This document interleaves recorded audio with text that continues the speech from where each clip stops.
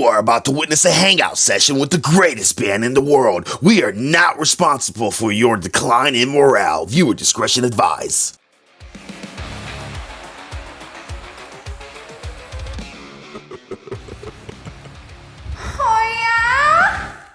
What is up? I hope you all are doing amazing. Today we are going to be doing an interview with my band that I used to play bass in, To Begin Anew.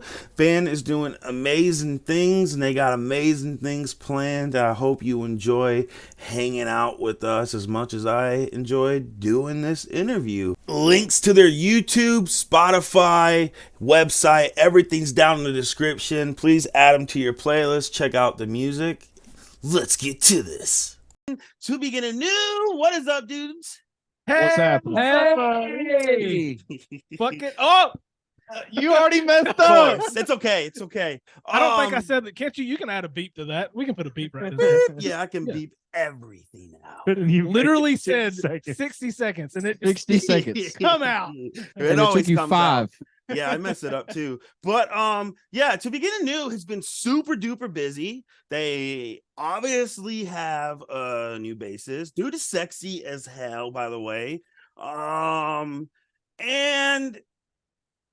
they've got new music coming soon, and they've released new music throughout the year.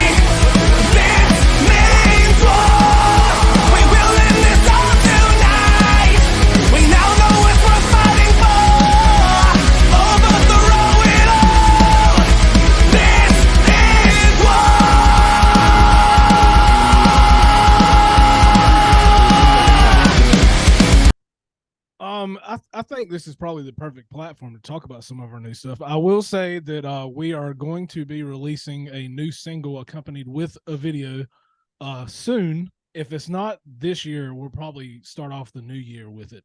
But it's going to be fun. I think it's going to be a song that's going to be different than anything we've released before. I don't really want to talk about it because if I talk about it, either A, I'll say the song and everybody will know, or either if I talk about it too much, people will figure it out. But yeah, this one's going to be different. It's going to be really fun. We got a really cool idea that we're going to do for the video. It's just all around going to be, it's going to be awesome. We're excited for it. Yeah. And John's going to be in it. I am. It'll be my first video with you guys. Hey, it'll be exciting. Yeah. You know, I was wondering about that. When you guys put out This Is War, it was just the three of you, right? Doing that music video. And the next video came out. You guys didn't have a bassist at the time, and then the next video came out. John was the bassist. Why didn't you guys want to showcase the new bassist yet in a video?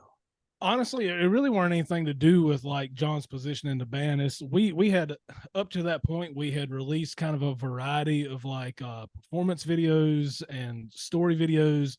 So we kind of wanted to do something a little bit different. And we had all talked about it. It's like, hey, you know, what if we have this like this video for this song that doesn't have really anything to do with the band members, but it kind of portrays what the song's about. And that was the biggest reason why we decided to do it, just to do something different. And it turned out awesome. We actually utilized Fiverr and went through a whole lot of people, and we made a connection with this guy, and I told him the image that we had for the video, and he knocked it out of the park, in my opinion. I thought that was it was great. Video. The one I reacted to, right? Well, Trial by Fire was the last one we released, and that was the one where the whole video was basically like a witch hunt. Oh, yeah, okay, yeah, Trial by Fire, yeah. That was a fun song. Oh, yeah, that song's awesome. And, you know, This Is War, we actually, we shot that video in one of the bedrooms in my house. My wife, Rachel, who does our merch, she actually spent probably 2 or 3 days. Whoa, something's going on. It was pretty trippy to actually be in there. That was not a fun day. And we had strobes going on too. So on top of like the walls, everything just seemed very abstract in there. It was difficult. It was difficult. I mean, music video shoots are always kind of difficult in a way. I don't know of one that usually like goes good. Well, no, they all go good. They're fun. They're fun. But yeah, you remember our first one? Yeah, it was a lot of hard work. Yeah, it was hot. It was sweaty. It was 120 degrees. Just recall all of our videos whenever you were in the band. We played literally inside of a bowler And then we played in the wintertime where you actually had to go like pick up the director and bring him to set. And then he ended up eating all of our sandwiches. And then we did Awaken and Josh almost died for Awaken. We really do got to get that video. Yeah, it's Chris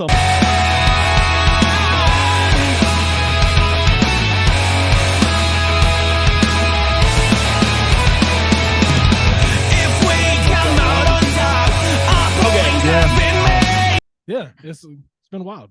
This question is gonna start with John, and then it's gonna go Macon, and then Casey, and then Cody. Sweet. What cartoon character do you think embodies you within the band? Shit. Okay. I told you. He already said he's like, I'm gonna throw some left balls at you, bro. Hey, bro. I'm coming in with a curve. For it. I would have to, bro. I'm gonna let Phil John on you. I'm gonna say Ash Ketchum, bro. I like it. Goddamn I like right, it. son. Gotta You know catch them what? all. I completely agree with Because, and I'll tell you why. Because I want to be the best, like no one ever was. I love it. He quoted it. Oh, I man. thought it was got to catch them all, but never mind. Shit. You love to lay on that thing, man. You gonna fuck it up? It's comfy. It's comfy. Macon's back here using the momentum artwork as a background. Macon looks like Put a he's wrinkle looking. in it last time. I was like, oh my god. Macon looks like he's looking over at Okay. you. Like, is it okay if I talk now, Daddy? Papa. You can talk now. Jesus, cartoon character. Yeah. It was just yesterday that you watched cartoons. Man, fuck off. I was watching them earlier. So. It's not hard. Come on, Macon. Look at all this dead air. I don't know, man. Y'all gonna have to come back to me on this one. Yo, why, Pass him the Cody? Your baton, mic Casey. keeps getting muted. I don't know what's up with it, but you have little. Yeah, you're muted right now. I'm bringing it down. You can't hear me? Hell no. You can't hear Cody at all. Nope. Check Nope. the plug in on it. Give me just a second, Shane. I can hear you now. You said give him just a second. Yeah, I heard that. Is that better? A lot better. Can you hear him now? Yeah. Yeah, this ain't no. We were still getting it on art because we got these headphones, so we're getting feedback. So I don't know what we're doing. Sorry about that. No, it's good. Oh, good. Cartoon character. Scooby Doo. Scooby I'm not gonna Dooby lie. Doo. I Nice. like it. I thought you'd say animal. You can't understand half of what I'm saying, and I'm always hungry. I yeah. like that. Macon, have you Yeah. had opportunity? You can eat so much. Since Casey said Scooby Doo, yesterday I would have been Shaggy. You're gonna be my Shaggy? No, you're- Yesterday I would have been Shaggy. bro, you're Scrappy dude. Oh man, he's crappy, dude. I'll go with that. I like it. I'll go with that. I'm Cody. gonna say that I would be Eeyore from Pooh, just a depressed donkey. Yeah, emo. Yeah. Yeah. right. Depressed donkey. I like Eeyore. Press jackass. You know what? You sad jackass. Jackass part kind of fits. Exactly. Are your Trulies Exactly. good? No, so Macon decided he wanted to do Miller Lite tonight. So we're going Miller Lite tonight, baby. No Hell Trulies. yeah. You guys ever tried Trulies? Not yet. The night is I have young. not. Usually we're a White Claw family, man. Yeah, I know you like White Claw. Yeah, we'll. Even I like White Claw. Yeah. Raspberry for You Casey. can't stop the claw. All right. What? If you could swap genres Bro, what are you talking about, man? for one album, what genre would it be? John, you go first. I'm interested. in you. I like your shirt. Um, It says, I'm your mommy. Thank you. If we had to swap genres, I would like to do like to do the pop punk thing. Okay. Okay. Okay. I like Hell pop yeah. I've Hell always yeah. been kind of it. I've been into the pop punk thing. So There you go. Macon. Outlaw Sweet. country. Outlaw Oh, country. That's a diverse. left field one.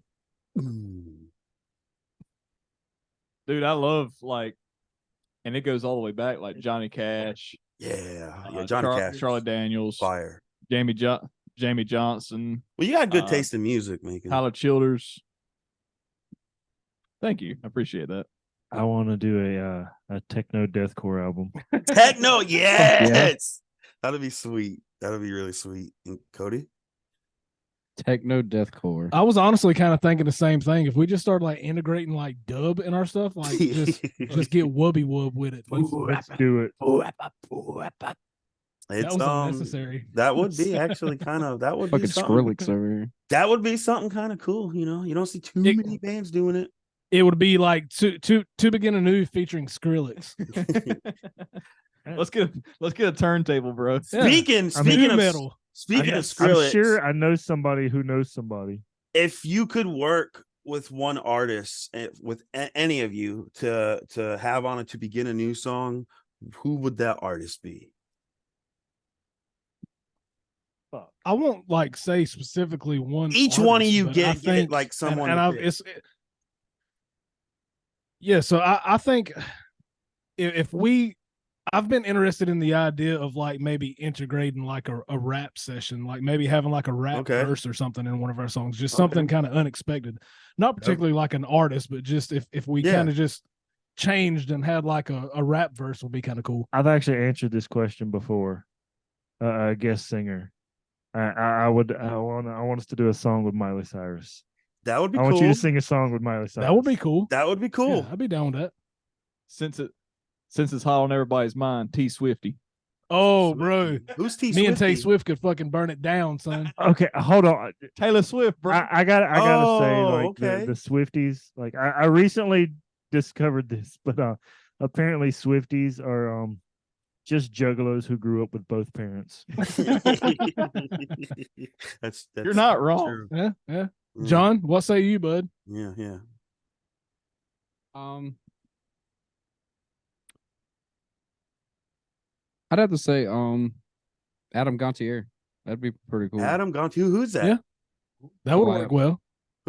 3 Days Grace 3 Days and Grace. Saint Asonia. OG 3 Days Oh, Grace. snap. Okay. That's nice. I think our voices would complement each other pretty good.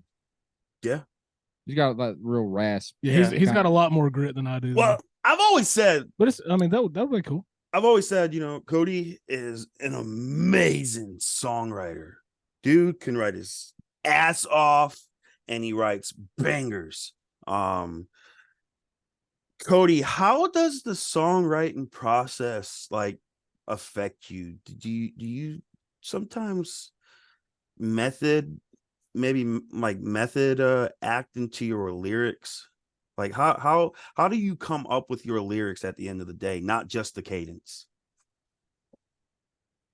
I mean, there's different answers to that question, especially now. Typically it's just kind of like a vibe, man. Honestly, in past songs, the stuff that like you were part of, a lot of times I'll just be like noodling around on guitar, and I come up with a riff that I like, or a chord progression that connects with me at the time. Oh yeah. And I've always been one. Usually I'll write a chorus first, and then I'll kind of build the rest of the song around that. So I'll usually come up with a riff that I like, and I'll decide whether that's gonna be a chorus or a verse.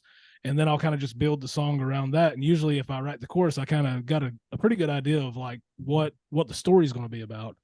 But since Macon's come back and since John's, joined the band, we've been experimenting with a lot of stuff. I mean, some of these newer songs that we're writing, music stuff, Macon's bringing the riffs to the table.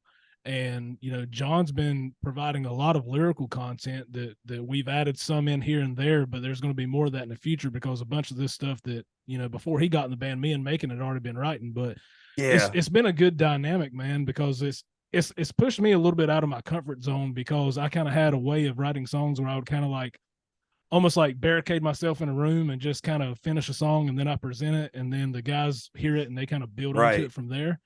But like the new way that we've been writing, man, it's been different for me because it's kind of brought me out of what I was comfortable with. We've actually gotten to a point now where we're actually writing rooms in the practice pad where we're all out together and slinging ideas off each other, which is something that I've never really done, not because I hadn't wanted to. That's a good thing, though. Whenever I'm writing songs, yeah, for sure.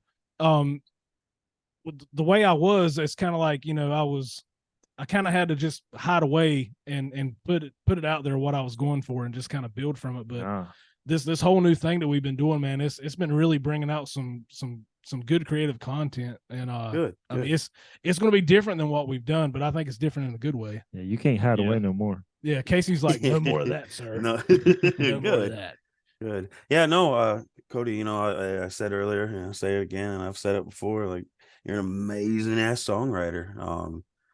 But Well, I take that compliment at the highest, man. Hearing that come from you has always meant a lot to me, and I mean that. That's the highest of compliment, and I really appreciate you saying that. I got a weird question. Are there any weird Lay it on us. noises or non-musical sounds that have inspired or influenced anything that any of you have wrote?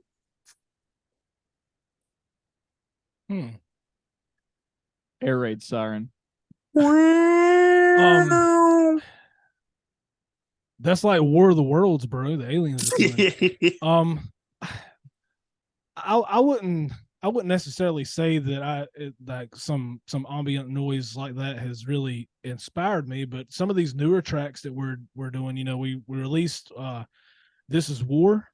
It's got a few synthesizer keyboard parts in it. I don't know if you've been able to pick that out. Yeah. And we've got a couple more songs that's actually going to have some keys and some synth that we're going to be releasing next year. It just drops. It kind of adds to the song, it gives a different element to it. Oh, Didn't we use an Ebo on one? Yeah. An Evo, really? Yes. Yeah. How did I not know this? Because you were not there. Because you don't pay attention.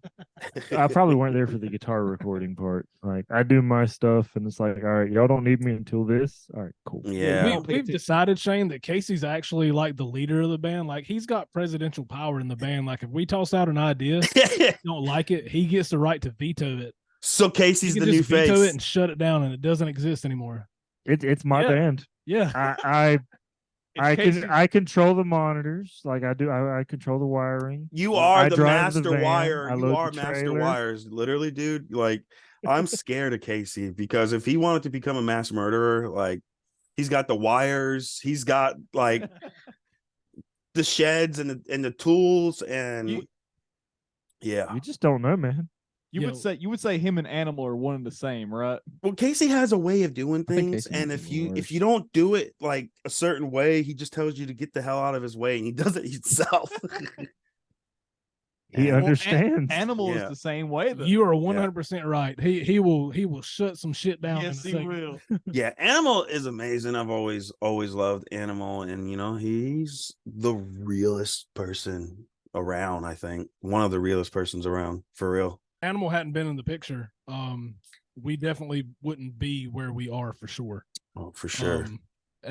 Animal has kind of drove a lot of Animal's the start of your guys' career. Yeah, I mean, a lot of our, I'll say, workmanship that we have as far as, load in, load off, how you act on stage, go ahead and get up there, do your thing and get off, you gotta be quick. Has been, yeah, I mean, Animal's really said, look, if you're going to do it right. There's so bands that are that's so something he's slow. always drove us. Oh, dude, we see it all the time. And it you have to bite your tongue and just be like, bro, what are you doing? Just jump up there. I tell you what, hand me something. I'll carry it off stage for you. Come on, let's go. We've done that before. Bands will be really slow, and we'll just not even invitation. We'll just I jump know. on stage and start carrying people shit out that we don't even know. We're like, I've here's your been stuff. there. I've been there with you doing it. You got to get your shit off, son. All right, let's see. We'll start with John on this question. John's a little quiet over there. Johnny boy. All right, John. If you had to sum up your personality in a color, what would it be? Nice. That's some deep questions, dude. Magenta. Magenta? What color is magenta? That's a cop out. That's a cop out, It's bro. like a bastardized purple. A bastardized purple. It's purple. I mean, Okay, I am. okay. Kind of am. Okay. Orange. I don't know my father. So Oh, that's a sad Oh, moment. man. We're just going to ride past that like that didn't man. happen. I don't know my father. I got heavy. I'm magenta because I don't know my father. No, my magenta. Okay, purple. Okay, I like it. Megan, Orange. Orange. orange. Really? And you said mine was a fucking Can I cop ask out. why orange? You fucking sun kissed. Because Cody is red and I'm not quite as aggressive as Cody. I wouldn't pick red. No, Oh, Cody's more like a green. No, that's Casey. Casey has to be green. Mm. Yeah, but like the ugliest, most vomit shade of green you can think of. Baby Mm. shit green. Yes, Diarrhea. baby shit green. Baby diarrhea lime green. green. I'm so vanilla, dude. Like my favorite two colors, I shit you not, is black and white. I love that black. Just White. Yeah. Black You're and always white. a red guy though. I get red. but Positive and sometimes negative, it's like- man. It's a yin yang thing. Yeah, it's like Yeah. sometimes I like red, and then sometimes I try to be like, you know what, you like blue, and then I'm like, nah, blue's dog shit. I like red, and it's like, red's too mean. Red's too aggressive. Well, I was gonna say black or red, but it was like those are What? like the most two obvious colors that somebody would fucking pick. Yeah, So yeah. I was like, Do magenta. you remember when you used to be called this band called Red Capricorn? And you had this I have song no knowledge of called that. Dreaming of a Fantasy. I think you guys should really bring I have that no song. knowledge. Fucking of that. love that song. I think you guys should bring that song back into a Begin Anew song. was you, bitch. No, it wasn't. That song was like 100% influenced by 30 Seconds to Mars. That's okay. If you know that nugget, That- you know that nugget, and then you listen to it, you're like, okay, this guy wanted to be Jared Leto. That band was 50%. I'm glad you said that because I said the exact same Yeah. thing. not I've even said like it for 2 a months long ago. time, John. I've said it before to him. Yeah, I think you should really bring that song back because that song, there's something about that chorus that is super catchy. I'm telling you. It's stuck in So my head we- all these years, dude. All these years. So If it's been there's- in my head all these years. Dream. You say it's like stuck in your head, but like the way you sung it back to us, Yeah, it was like, horrible, It's I like know. it's not a good thing. It's not a good thing. It's like, dude, get this terrible song out of my head. No, It's just a we- dream. we've talked about bringing some back, and we actually have implemented some. As a matter of fact, your favorite shade of red, that used to be an old Yes. BTB song. Right. We kind of reworked it and remember that. brought it back different. And we actually have another one that we've been kind of playing. It's called A Struggle Within. And that was an old BTB song, but we didn't start playing that one until John got in the band. And what we usually do live on that song is that John will take over lead vocals, I'll sing back vocals, and I'll play bass. I like So we'll it. just kind of completely mix it up. And John's been killing that one. We approached him and said, hey, you're still kind of learning the songs, but we want to kind of put you out front for something. And we talked about, we're writing some stuff where we all share vocal responsibilities, but we wanted something Right. that, we could do that we thought would get a good reaction. And And it did. we all talked about bringing back Struggle, and John took it and fucking run with it, man. He kills that song whenever we do it live. I've had one other song a few people have requested we bring back, but we'd have to get Trevor to come teach him how to play it. Oh yeah, Trevor was insane. Hey, we Yeah. played a He- show he- with he- Trevor. We played our first We- show with Trevor yes. because Macon quit the band at the time, and we needed a guitarist for our very first show Yeah, ever. Bitch. Yeah, Megan's like, yeah, so all right, I'm about to head out. No, He- but- he gets up and leaves. in all honesty, it's amazing and so good to see Macon up there on stage, and it like I was just so happy to finally see him on stage because I remember wanting to play the show with Macon, and then he was just like poof, gone. I'd asked about him all the Wait. time. Nah. Well, that we had a lot going against us for that show because you remember my finger was broken. Yes, yeah, and it broke a finger. Yeah.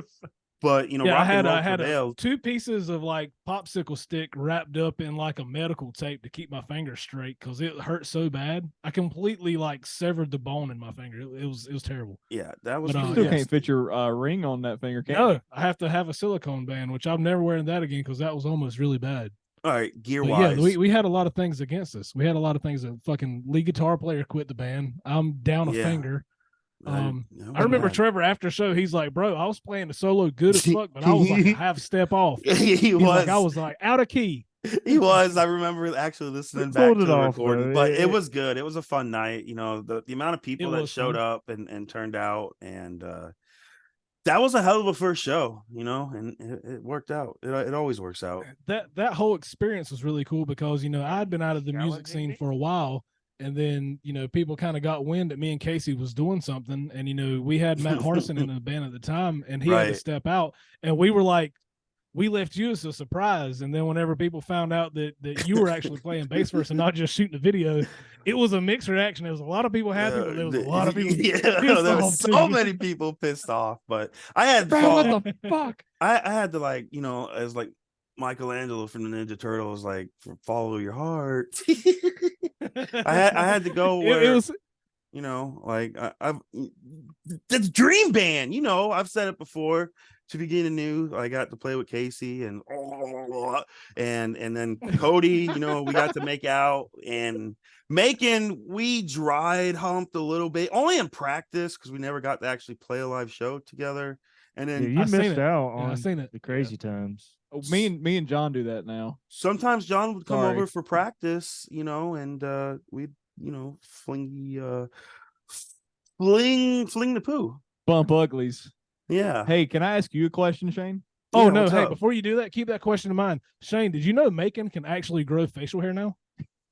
He what? Have you been He can shaving grow a every beard day? now, bro. You took the advice of shave every day? I did for a while, but then I stopped. That's what it is, man. You shave every day, you start growing more hair. Grows back. Yeah, I thicker. got a question for you. I got a question for you, if you don't mind. Ask away. What made this your dream band? Cody and Casey. Just from high school? Yeah. It was kind of like a situation with John. We were all kind of involved in music, but we all had other shit going Well, on. I was in And, another band too, but I was getting sick of the politics that was in that band, and I saw an opportunity and I took it. it was such fun. There were so many memories we had that I will never forget with Shane. Shane was like random things that would happen to Shane would never happen to anybody else. And you're like, how? Yeah, tell them what cigarette water tastes like. Oh Yeah, man, like, that's so crazy. bad. That's so bad. You remember you got really upset about your candy falling in the van, like your chili candy? Yeah, I was And like pretty. that ruined your whole day. I You're like, love- I don't care about this band anymore. I just want to go home, see my wife. I dropped my candy. Fuck all you guys. I'm not going into Guitar Center with you all. I'm gonna sit here and be upset about my Life on the Hispanic road candy can get that felt- stupidly hard, and when you want that chili candy and you want that spiciness, that sweet savory spiciness in your mouth, that is Mexican candy. I want my Sometimes it's the Shane, little things. you were in the van with us for 3 days, and you're like, I'm ready to quit this band. You yeah. know what? It's, We can be hard to deal with for 3 days in a row. That's also true. But yeah, the reason I asked, I didn't know if it was like musical interest, like the type of music we were playing, which I guess that'd probably be part of it, or if it was just the fact that it was Cody and Casey. It was Cody and Casey, but I've always We're liked special, motherfucker. the music that they've played. Yeah.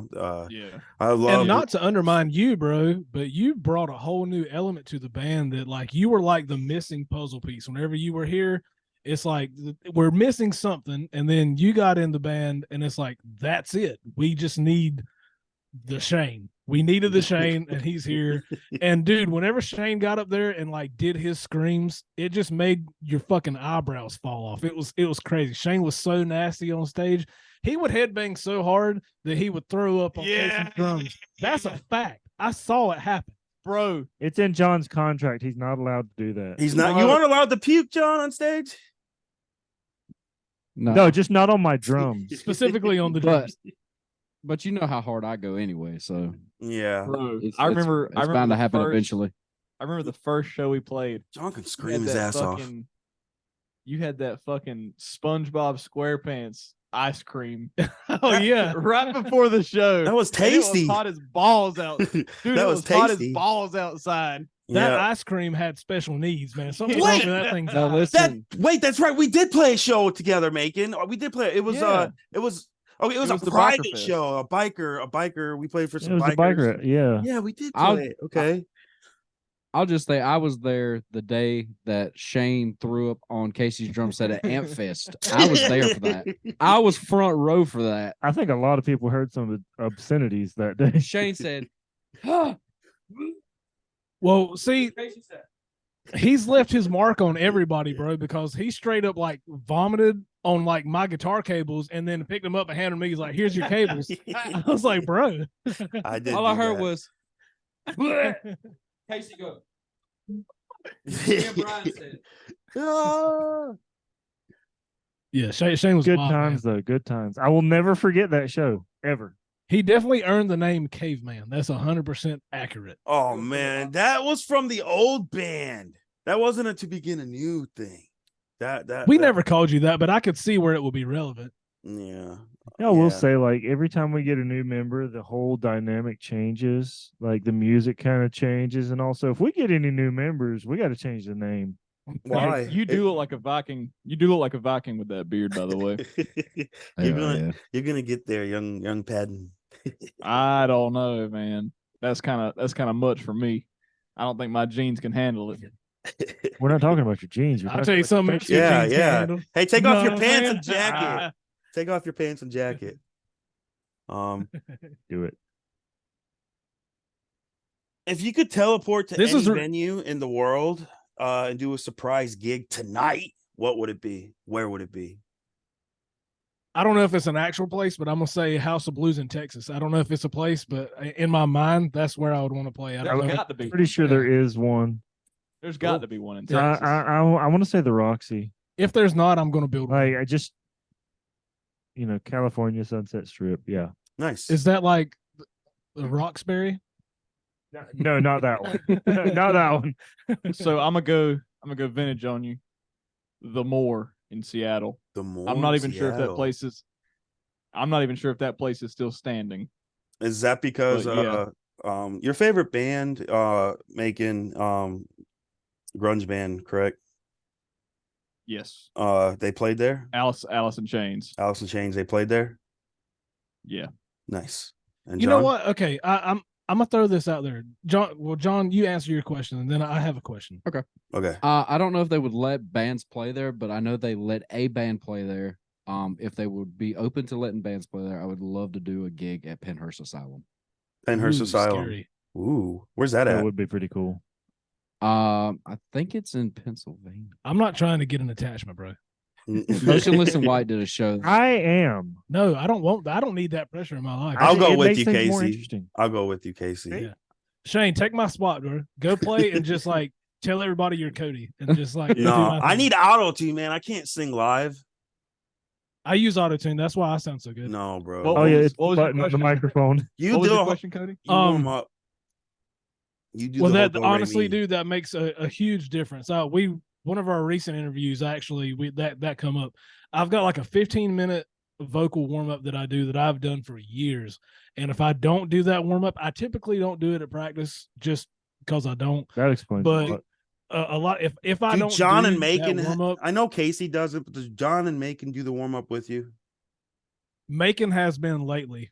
But like, and we were talking about because he was starting to notice that he was getting a lot of vocal fatigue and he weren't able to hit within his range that he knew he could hit. And I was like, just come out and warm up with me. And we've been doing warm ups every time. I can notice if I don't do my warm ups, I'm not comfortable. Like my range is not there. I've got to do my warm up Also, what you eat and drink also affects your throat, and your singing. for sure. Absolutely. Yeah, but we ain't stopping drinking beer, buddy. This is actually a small Arizona tea. This is not Yeah, alcohol. This is yeah. Amazon tea. Whatever. Amazon tea. Yeah. Amazon too. No, what I was going to say, I do not agree that Alice in Chains is a grunge band. I wouldn't say they are either, but Post. they get Post grunge. no, that was they, before post grunge. I think that Alice in Chains is just a rock band. they are. And They just happen to be from the grunge place. yeah, exactly. And I they can- were from I the agree same with time that. period. I agree with that. They But were they were are a lot okay. heavy. But they're considered grunge because they do have this dirty sound about them. It's yeah. almost I mean, Yeah. I get that, but just slapping the label on No, them that they're a it was grunge the band. flannel shirt. So no, they didn't really wear flannel shirts like that. They were shirtless a lot of times. Lane didn't wear shirts because he was using his money to buy heroin. Yeah. Please use this time if you need to go take a shit or fill up your drink now.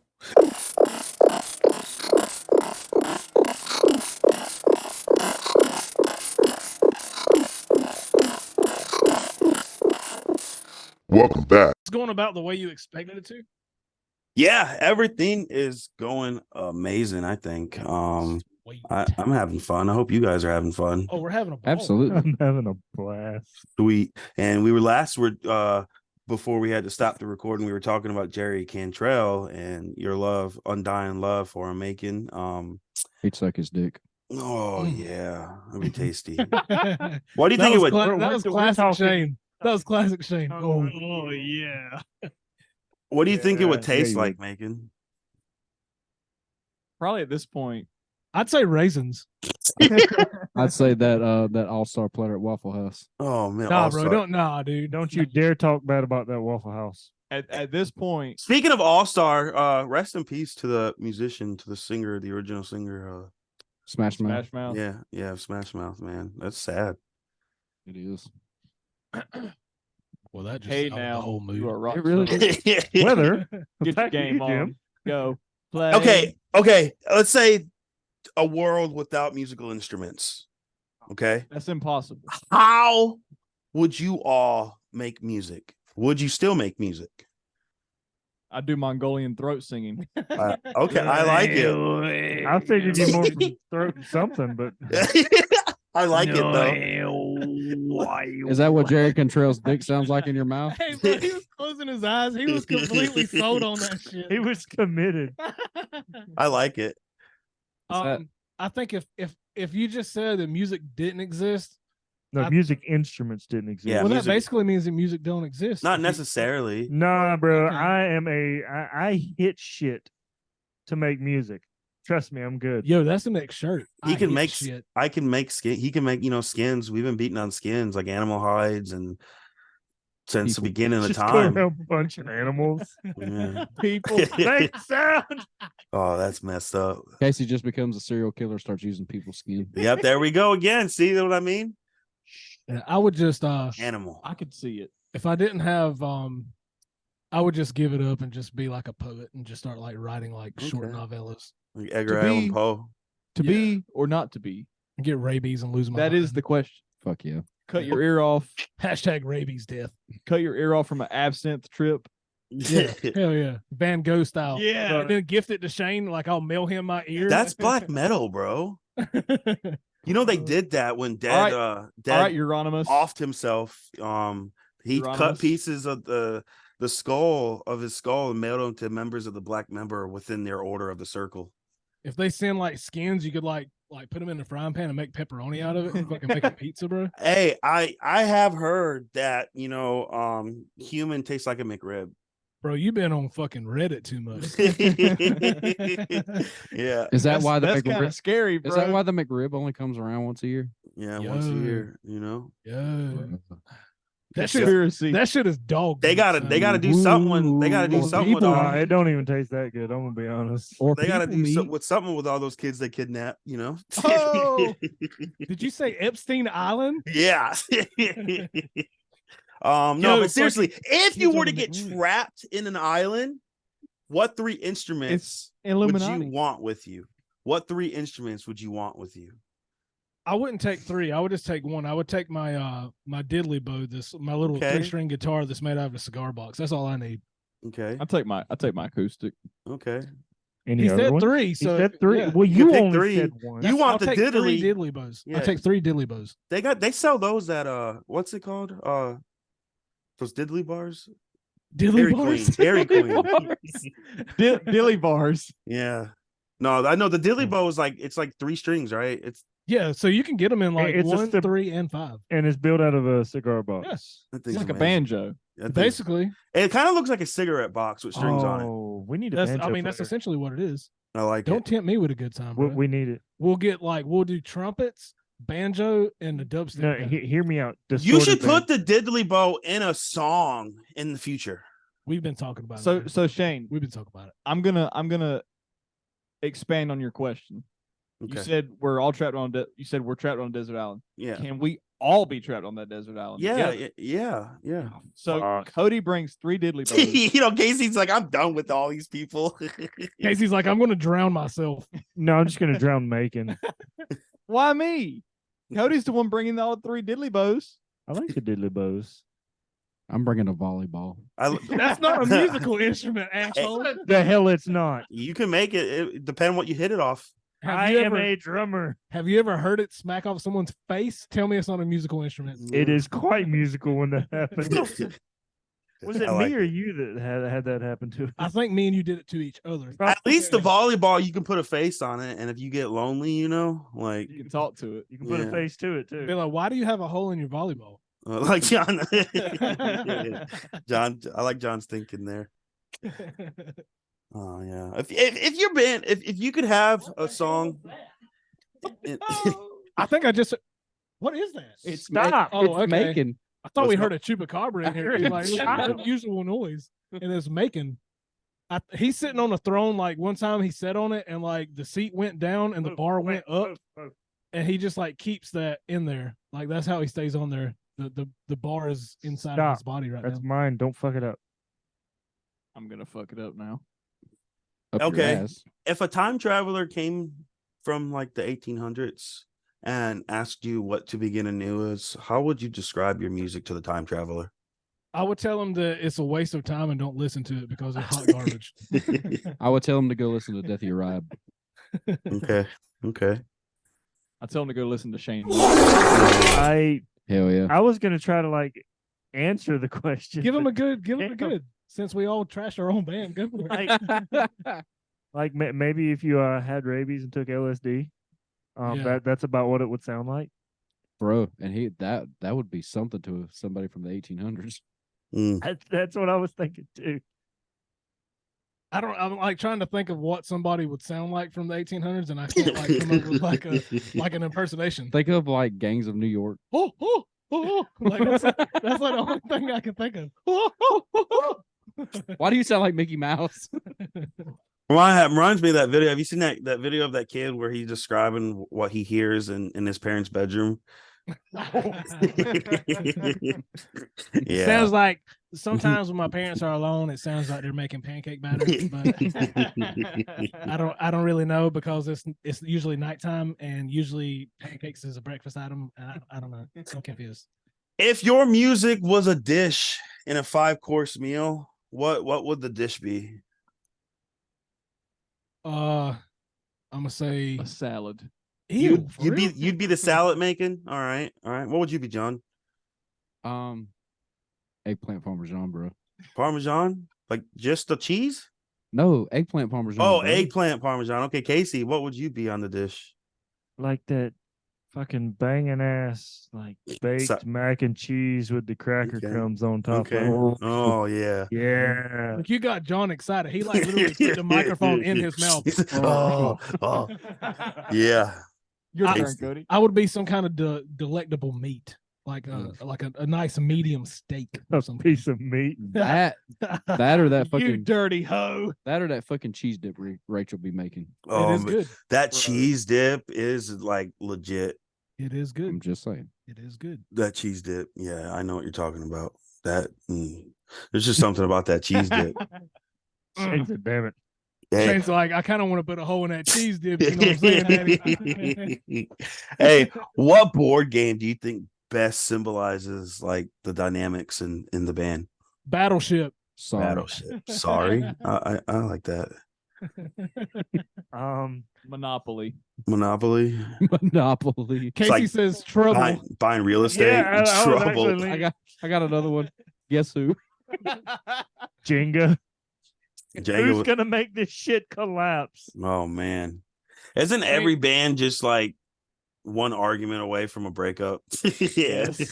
We have that argument every week. Yeah, we do. Dude, dude. You're gonna learn not to argue eventually. dude. Yeah. They get going in the group chat sometimes. I'm like, man, fuck these guys. All Macon right. literally, he confessed last night. He's like, sometimes I just turn the notifications off to the group chat. It gets too much sometimes. We just bro. gang up on Macon. What kills me though is like whenever Casey and Macon are trying to write something together, Macon will have this idea for a drum part and he'll like explain it to Casey in great detail. And Casey will like straight up Christopher Walken his ass and be like, no. Yeah, you don't tell the drummer how to drum, Macon. That's a no-no. Well, I am a drummer. Yeah, but At the he's same the time. drummer. A Yes. bad one, but one You nonetheless. might be a drummer.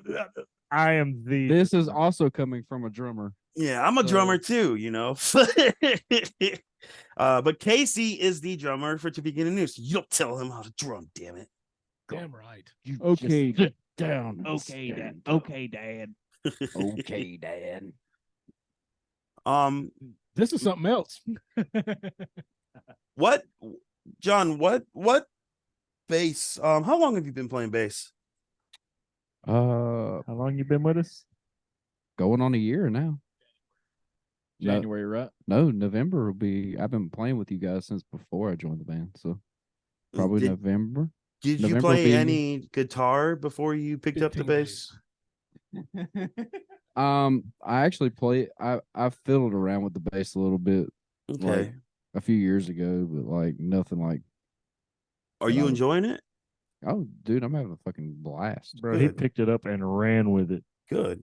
Good. No, I've been liking the pictures, his pictures on there. He looks sexy, and I really like that you use a Stingray. Stingray is my all-time favorite bass. Well, They are he had some big badass. shoes to fill, and he had to live up to it. So, you No, know. I'm Right. honestly like nobody. Like just the I was nobody. John feels To Begin Anew just perfect in my opinion. Bro, I'm get want to outta see here. him. I want to see him in a music video. It's You're coming. going It's coming. to. Yeah. So Shane, I don't know if you see if you really paid much detail to John's basses. The ones he's got are very similar to the ones like he used to play whenever you were with us. But The his only has got one I the remember, double humbuckers.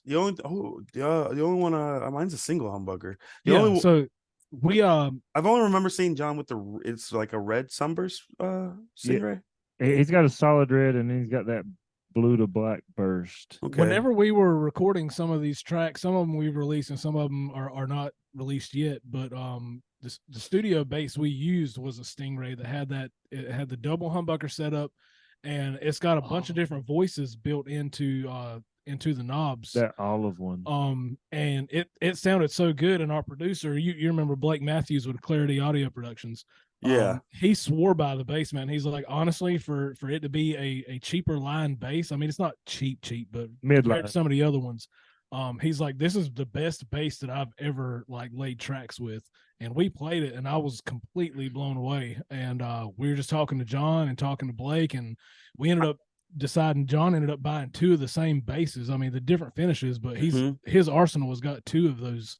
Hey, And they sound fucking phenomenal, dude. once you go Stingray, man, it's like it just the neck, everything, the smoothness. It just feels so good with a They're Stingray. awesome basses, man. They are awesome basses. They're durable too. Like they can be dropped and stuff. Well, or ran over with your car, right? yeah, I ran. Yeah, well, my case protected it. The case. well, I was going to say if Shane plays anything and it survives after like 15 minutes, then you should probably invest stock in that because Shane is a destroyer. Violent. Yeah. Shane wakes up every day and chooses violence. I think that's Casey. Yeah. That too. No, I have not. I still have my job, my day That's job. true. So I have not chose violence. I promise you that. He chooses sarcasm. Mm. That I do. That he does. The fucking cabinet I got is a beast too. What cabinet are you using?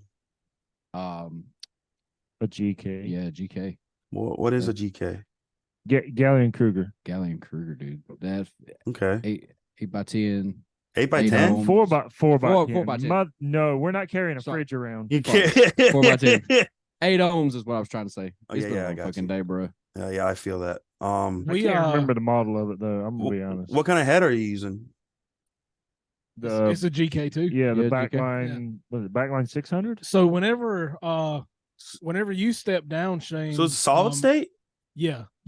So whenever you step down, Shane, I actually was going to get a bass rig just for us to have, and I found. I thought this you killer had deal one on it. already. No, I didn't. I think Animal might have one, but I didn't. But I got with this guy from I have one Greenville. that's in pieces right now. Okay. Yeah, I found this guy in Greenville that was selling a GK, basically a bass half stack, and it was a 300-watt backline. It's an old amp that used to be really popular back in the early 2000s. It was a G&K backline. That's a 300, isn't it, Casey? It's a 600 It's a backline 600? 600. Okay. And then I had the matching cab for it, and John joined the band, and it was like 2 practices in, he blew out like 2 speakers. Well, no, out of it. one of the speakers blew. Did you have it on the wrong And- arms? Because I'm No, dumb. everything I'm was dumb right. for that. Pumping, bro. We found, I scoured eBay, found a replacement speaker, got it, put it in, started practicing. The one right next to it immediately blew. It was old and had some miles on it, and we were probably pushing a little harder than what we needed. But the John went out and bought a new cab himself, and I haven't heard a bass cab sound that good in a long time. It's got a lot of low end, but it's got a brightness that doesn't really make it sound muddy. It's a really good cab, man. G&K's really got their stuff squared away. That's good. Do you just plug directly in, or you use any pedals, John? Direct. Direct, nice. Yeah, I mean he's using that bass. It's got those different voices on it, man. So I mean he can kind of there's like 10 different voices you can get out of that guitar, just by adjusting some knobs and some switches. Casey, do you use any triggers? I do not. Have you thought about using any? We actually talked about it, but I don't think it's necessary for the stuff we play. Okay. Like I'm not playing anything fast enough to really like feel the need for it. I don't know some of that new shit you be riding. Well, I don't know. Like they're pushing it. I may wind up having to go back to them. You should just start using 2 drum sets. Like have a rock set and a metal set, like 2 drum sets on stage. Hey, the Color of Violence, they had 2 No. drummers. That's cool, but no. I want to carry as little as possible. Yeah. We're actually talking about Casey just basically bringing in like bongos and not even having like a drum set. It's like That would be cool for an acoustic 3 set. bongos. That'd be cool for an acoustic set. No, that's a lie. I made that all up. We are talking about going like cabless, and John's like, "Motherfucker, I just got this." Yeah, about that. Sorry, bud. It'd be like that sometimes. Hate y'all so much. $1,000 for a fucking rig. Hey, man, at least you have it. Are there any like particular directors you'd like to work on a future music video with? Yeah, so we've got some local guys around. There's this guy, I think he's from around the Wilmington area. His name's Jason King. That's his name, right? Yeah, Jason King. Jason. He's been doing some really good work, and there's a few others that we would like to experiment with, but we've actually been the This Is War video that we did, and this new one coming up that we're going to be shooting later in the year. We're actually using a guy named Philip Gibson, and he's actually the front man for a band from the Greensboro area called Chained. Shout out Chained. Yeah, I know who Chained is. They're pretty heavy. Yeah, they're Really like a heavy. hardcore type band, but Phil is like, he's amazing. He's done several photo shoots for us. He's really come through to clinch, and it's funny. So Shane, if you remember, we actually got Phil to do the video for Candle in the Storm. He's the one that edited it. Okay. The band shot the video and we sent it to him, and he's the one that made it magic. But me and Phil's got a really cool relationship, man, where like we can just talk about an idea and not like be, miles apart. We can just literally be on the phone and talk about an idea, and he'll know exactly what I'm going for. So I mean, Phil's been a huge asset for us. Phil is just amazing. If there's any bands out there looking to get a video made, and you just want, if you're not really sure about what you want to do, or if you do have a specific image that you're trying to go for, hit up Philip Gibson. I think his Facebook page for his business is Philip Gibson Photography. Yeah, he also does photography. He did our promo shots with John too. Yep. He's an amazing guy, super nice guy, man. I'll get with guy. the link so we can put the links in the description under the Yeah, video for too. sure. Awesome. He is an amazing person, man. He is so genuine, and he has the biggest heart, man. It's just, the world needs more people like Phil, man. Phil is just such a cool dude. Yeah. He's really energetic too. Like Yeah. when it comes to shooting videos. Speaking of being generous and being humble, have you played with anybody? You don't have to mention band names or names, or I mean, if you want to, you can. Have you guys ever played with anyone in the scene, large or small, that just had this ego attitude, like they were better than all the other bands and we're just talking crap about all the bands? Not lately, honestly. I was say it's still out there. Definitely yeah. used to be a big problem, but it seems like now you see a lot less of that. There was one band in particular that was kind of causing a lot of issues, but then they kind of got shit on by everybody else because they saw. I think everybody else was like, "Yeah, you're an asshole, so you can go get fucked." Yeah, I'm it's pretty sure you probably know who we're talking about. But. I know exactly who you're talking about, and it's pretty bad if you don't have your local scene behind you and you get kicked out. And it's not a kicked out toward the sense where you made it big and now you're too big to play, at these venues. It's a shunned where Nobody wants to work with you. you're not gonna get any shows. You're gonna have to go way, way out of town to get a show. Now it's more of like there's more and more bands is like, no, I really want to work with this band and I want to do stuff with this band, and because everybody's so easy to get along with. Shane, I will tell you this, man. Flipping the script on your question, here recently we've played with 3 local bands and 1 touring band that we've just had an amazing experience with. Seems like our local music scene, our local bands are really quick and all very humble people, and down to earth and are willing to help everyone. Whereas, for sure. If you haven't checked them out, man, Forever May Fall, they're Scars amazing. Remain, Yep, and Dove Cage. We played a few shows with those bands, and everyone in those 3 bands are absolutely amazing. Shane, if you haven't heard of Dove Cage, you need to check them out. Dude. Never heard of Dove Cage. First time. You'll dig it. Female fronted rock band. That band, we played with them at Gastonia. At the Rooster. And at the Rooster in Gastonia. And they're a fairly new band. And honestly, dude, not on them. So tight. They're the tightest band I think I've ever heard. Nice. I mean, they were on the money. Now, going from that, we just recently played a show with Red and Saul. You played that first show with us with Saul, didn't you? Whenever you and Vince were in the band. Yeah. We opened up for Saul. Yep. Those guys are. It was with Saul and Non-Point. Yep. So those guys are so down to earth. We recently played a show with them, man, and we shot the shit with those guys for for a while, and they are amazing people. If you're looking for genuine people that's actually out there touring, still are level-headed and humble and just good people, Saul is approachable. Amazing. Yeah, the drummer. You remember the drummer? Miles.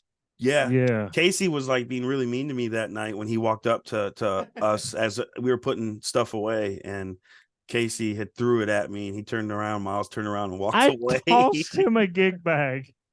I tossed you. Yeah, we talked to Miles again, and I actually found out the bass player that whenever we played the show with them, whenever you played with us, the bass player they had at the time was a touring member because their bass player was actually unavailable to go on that tour. I think he had a baby. Yep. Yeah. He actually was at this show that we just played, and me and him talked for probably a good hour. Yeah, he stayed right there at the merch table chilling with us. It's really it, man. Networking. Part of an hour. This industry, like any other industry, is all about networking. Definitely is a lot of who you know, even to get into the local scene. I would definitely say any chance you get, and if any band members are always willing to always talk with the bands that you were playing, you never know who you might need down the future, who could help you or you could help them. Absolutely. I mean, we try to don't necessarily want to be like pushy, trying to be up somebody's ass, because I mean, some bands, like for instance, I'm not throwing shade. Well, some bands won't even look at you. Like some touring bands, they won't even look your way. They'll just like bypass the locals. Yeah, I mean, I'll say it wasn't anything against them, and I don't mean any disrespect whenever I'm saying this, but that same show with Saul, we opened up for Red. Red was the headliner on that show. Oh, this go around? And they had a very strict policy, like where whenever we were loading out, we weren't even allowed to load out through the back. We had to load out through the kitchen. Like we weren't allowed to go, like they had their own little private area, which I mean is for the merch. Yeah. If you wanted to do your thing, like they didn't really want to be having the local bands like right on top of them. And I mean, I guess I understand it to an extent, and I'm not saying that that's like a good thing. That's kind of ego-y though, in my opinion. I think it was because they were doing like meet and greets and stuff after the show. They had some stuff going on, and they were just really strict about basically not really wanting the locals to intermingle with them. And I mean, I guess I get it too. Yo, those local bands suck. They all just suck. No, they were very polite about everything though. I've seen some that were not. Well, we actually their tour manager was very engaged with everything that was going on, and he Oh, actually yeah. come up to us after we played, and you know they had all these guidelines and stuff that they wanted done, and we respected that as the local support. You know, we did Of what we were course. asked, and he actually come up to us and he legitimately told us as a band, he's like, you guys are probably the best band that we've worked with because you've Yeah. actually, you know, we asked Professional. you, we asked you to do something, you guys have been outstanding as far as, you know, doing what we asked, and then also being courteous about asking questions you didn't know about. I mean, he gave us huge compliments, and that Good. meant a lot. You know, I felt like we made a good impression. Yeah, that's really it right there. It's all you I actually can do. think he got one of our cards too. Yeah. Good. Um, That'd be sweet. that brings me to another band. We got to get down to Atlanta sometime. What do you want I to play with? wanna link back up with the Funeral Portrait. Yes. Yeah. The Funeral Portrait, man, those guys are sexy. Bro, The they're on guitarist Octane hugged right me. now. His ring got stuck in my shirt. But that band can throw down live. Like I love the gimmick. I love how they do tricks at the end of the set. They're getting some big buzz right now, man. Their latest single is on Octane right now, and they're actually getting a pretty big push, man. It's Pretty good cool to song see that. too. Yeah. That's You're good. you're missing out on that one. You need to check them out. I hope you will. guys get on Octane. That'll be really cool to hear To Begin Anew on That Octane. would be great. Haven't we been on Octane one time before? Allegedly. Allegedly. Yeah, because somebody emailed me about it. Remember? Oh, Well, I think Shane actually was involved with the person that heard that we were on Octane. I think somebody reached out to him and was like, dude, I heard your band on yeah. I mean, Octane. it was all a long time ago, but I'm talking about rotational. Oh, for Yeah. sure. I mean, that'd be the perfect storm. We were on honestly. we were on 106.5's local throwdown, weren't we? They got a local show on Sundays. I mean, usually that's really not that hard to get onto as long as Yeah. you I submit it. really wish that local channel would kind of like do like a little longer segment and have like on rotation bands that they would Well, play. I was about to say, don't 98.7.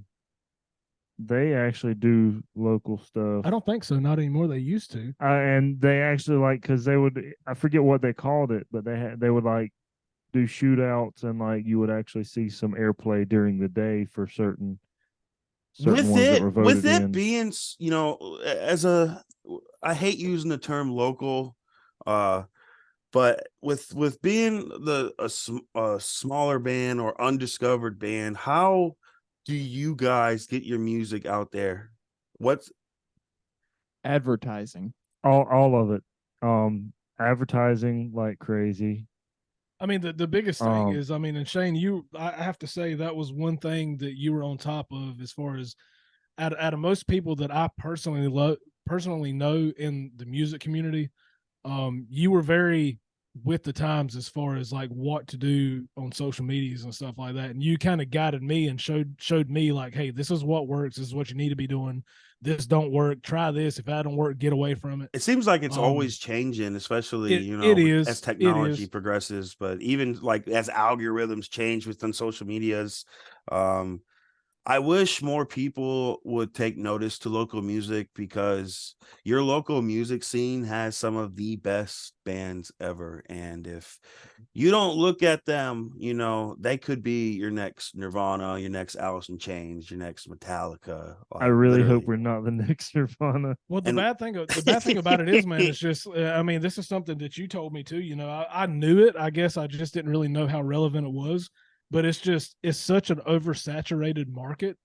And for you to be able to find that one thing that makes you stand out among everybody is tough. And I mean, we live in a day where anyone and anybody can release anything and call it a song. Yeah, for sure. I mean, and that's another thing about it too. I mean, you've got to kind of invest in yourself. None of this stuff, there's ways to do it for free or for cheap. And, that's going to have limited benefits. But as far as like what they're saying, occasionally we'll run like Facebook ads or Instagram ads and, just basically try to expand our crowd. And we can have like targeted areas that, if we have a show coming up in another state, right, we can try to promote that show or promote some songs in that general area. And it works, but you got to stay on top of it. And you got to really be mindful of what you're doing. If you dudes could tour with any band right now, what band would you tour with? Seven Dust. That's been our ongoing answer here lately, man. I actually have two other ones though, because we've talked with them more now, and I would love to go out on the road with Saul. Saul would be sweet. Okay. But Another one, I was gonna say something else about our last conversation, but Dragged Under. Okay. Dragged Under. Okay. Yes. I recently saw a nice little like snippet interview with the singer asking about, how it is doing music now, like we were talking about. And he's like, honestly, most people just need to get over it. Streaming is great. Nobody buys albums anymore. Use it to your advantage. Yeah. Yeah. It's well, And he's there not are- wrong. You still have your hardcore collectors who do want that hard copy, and you should still have I would say CDs, but with the way music We need outlooks vinyl. today, it's best to release singles. But not just put a single out there. A lot of people are visual, and if you're going to put a single out there, so you don't want it to go on deaf ears. You want to release it with some kind of vision, like a music video or a lyric video, something that's not just a song, because then it will get lost within the sea of everything else being released. Well, typically, whenever we release stuff, man, a lot of times we'll try to do like you said, we'll do like the actual song to be streamed. We'll do lyric videos. We'll do actual music videos so people can kind of get an image and a vibe for the song. I mean, we really try to invest in our product whenever we put it out, just to kind of maximize the release. I mean, it's been effective before, and I mean, there's been other times where we shot and it may have missed a little bit more than what we anticipated. But I mean, there's been other times where we've run campaigns on songs, man, and they've done a lot more than what I thought they were going to. It's hit or miss at times. Yeah, for sure. I mean, a lot of it's probably got to do with time of the year and just everything else is going on. Suppose you had the power to change one event in musical history that's happened. What would it be? Cliff Burton not to have died. I was about to say it should have been Lars. Oh man. Damn. I really do agree with you on that one, but I don't know. Maybe stop Courtney from pulling the trigger. I like that one too. Can I swim? Making yours. Can I say one on your behalf? Pull the needle out of his arm. Something yours should be ass. obvious. Yeah, it would be. Get Lane off of the Ron. You could go a guitar player too that was gone too soon. Oh, Van Halen. No, there's another one that was inspired by Van Halen. Oh, yeah, Dimebag. Dimebag. Yeah, but Fuck that shit, man. Dimebag was shot. Yeah, we could have got another Damage Plan album. I mean, come on. Dude, Damage Plan, I didn't get into them until like way after I'd already been listening to Pantera. But like whenever I listened to that one album they put out, dude, that shit was Phenomenal. heavy. That was some of the greatest guitar playing ever. And I don't know where Dime got it from. Is there a particular song from each one of you that has been released already from whether that be like any band in the world that you wish you had released it, like you had wrote that song? John, go first. He's missed the last two questions. Macon actually put his microphone down a minute ago. He's like, I'm not saying shit. Shit. That I wish I would have released. Or wrote, yeah. It'd be a Slipknot song, probably. Oh, it's Stevie Nicks, bro. Hotel California. Hotel California. Shit. Okay. You know what? That song, no. It's classic. That song eats away at your brain. Welcome to the Hotel California. Answer the question, dude. Is that the Eagles? Yes. Yeah. Damn, Shane. Okay, I hear you, bro. I'm trying to think of a good song that I wish I would have written. Like, Roxanne. Really? By the Police. Okay. That is a yummy riff. That dude was pissed off at that red light, by the way. I know he was. What about My Little Corvette? Oh, Prince. fucking Prince, bro. Yeah. Little red Corvette. If I was gonna say a Prince song, I'd say When Doves Cry though. I was about to say like that might be one I wish we had. Or 19 When Doves Cry. Or like, 1999. that song slaps. I will say a majority of Bullet for My Valentine's catalog. Oh, I man, won't they're argue good. with that either. Especially those first like what 3 albums. Yeah. You hear the Poison start up, you're like, damn it, this is gonna be good already. Yeah. Just a clean thing, man. Just a clean intro. You just hear you every time like you hear a riff, you're just like, I wish I wrote that riff. What about No, you? it- What it- about you, Shane? It messes me up because I hear other musicians and I'm like, my playing is complete smacked ass. What about you, Prob- Shane? Probably Freezing Moon. Probably Sliver. Sliver. Slither by Velvet Revolver. No, Sliver by Nirvana. Oh, Sliver. Yeah, Oh, Sliver. damn. Off the Incesticide album. Yeah. Cool. I was gonna say he probably wishes he had a Freezing Moon, but okay. Oh, I do love some Freezing Moon, but with Dead on vocals. The Oh, official. Oh, he did. Yeah. Speaking of Moon, Blue Moon by Frank Sinatra. Why? Dude, it's fucking Frank Sinatra. Classical music is super metal. Bro, Frank Sinatra was a badass, all right? Hey Shane, have you I know you're kind of on YouTube and Twitch and stuff like that. Have you seen these new AI covers? I try not to, but I clicked on a Kurt Cobain one earlier, and it just kind of pisses me off because It's wrong. I want them to rest in peace, and people are like, and I get it. I wish the artist was still alive. I wish Kurt was still alive. Lane Stanley. I wish all these artists were still alive and we could hear new music, but let them rest. I'll be honest with you, man. We there's been a few times where we've been on the way back and we've just kind of dove into a rabbit hole. But a bunch of the ones that they've got with Freddie Mercury, like Yeah. singing, Yeah. are insane. Yeah, They've got one where it's Freddie doing "My Heart Will Go On" from Celine Dion, and it's almost gives you goosebumps how Yeah. good it is. I've It's heard weird. some Nirvana, some Kurt but Cobain it's- ones, it's man, just- that are too good. It's wrong. It's wrong. James It is Hetfield wrong. singing "Danger Zone." Y'all remember that one? That was pretty. That was pretty crazy. Yeah, it's controversial for sure, but it is also interesting. But at the same time, it pisses me off. But even though I do listen to it, so I guess I'm a hypocrite.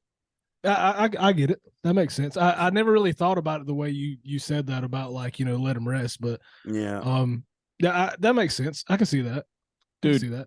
Have you heard Patrick Starr singing Of course, he would say that. It's Have so you- bad. Have you heard Patrick Starr singing Freak on a Leash? no. Dude, Exactly the way you're don't playing it in your check head is that the way that out. it sounds. Yeah, you don't even have to listen to it. You're already thinking about it, and that's exactly what you're thinking. Just skip straight to the the part where he's beatboxing and shit. Which Just part? skip straight to that. It's It's gonna be a good time. It kills me because if you say a song, Macon will 9 times out of 10 have to like start singing it in the microphone like mid interview. Or like just Speaking of he's so way passionate. Speaking So of way earlier, when you guys said Taylor Swift or anything, have you thought about maybe recording a pop song, like rocking it up and recording a cover and releasing it as a single? I'm actually going to quit the band in about 18 months and pursue my own pop stardom. Is what the plan is. Can I join you? No, no. It's He's going solo. solo, It's going Solo. solo, bro. Take me with you. As a matter of fact, I'm out. and we're gonna start a bad punk band. Oh yeah, Great White Trash. Yeah, Yeah, me and Casey are starting Great White Trash. Me and Was him are that hard to say? That sounded like that was Great hard. White Trash. he's having trouble with it. Please use this time if you need to go take a shit or fill up your drink now.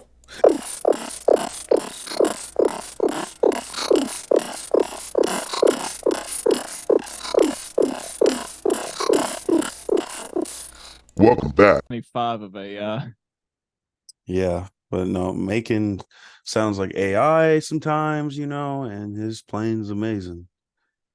I'm We like ba- we- Windows 95, bro. We basically just hire a keyboard player and just get him to do synth like MIDI files for guitar solos, and then Macon just learns how to play it afterwards. Yeah, we're not gonna tell him really. It's just tracks. Yeah, it's just tracks.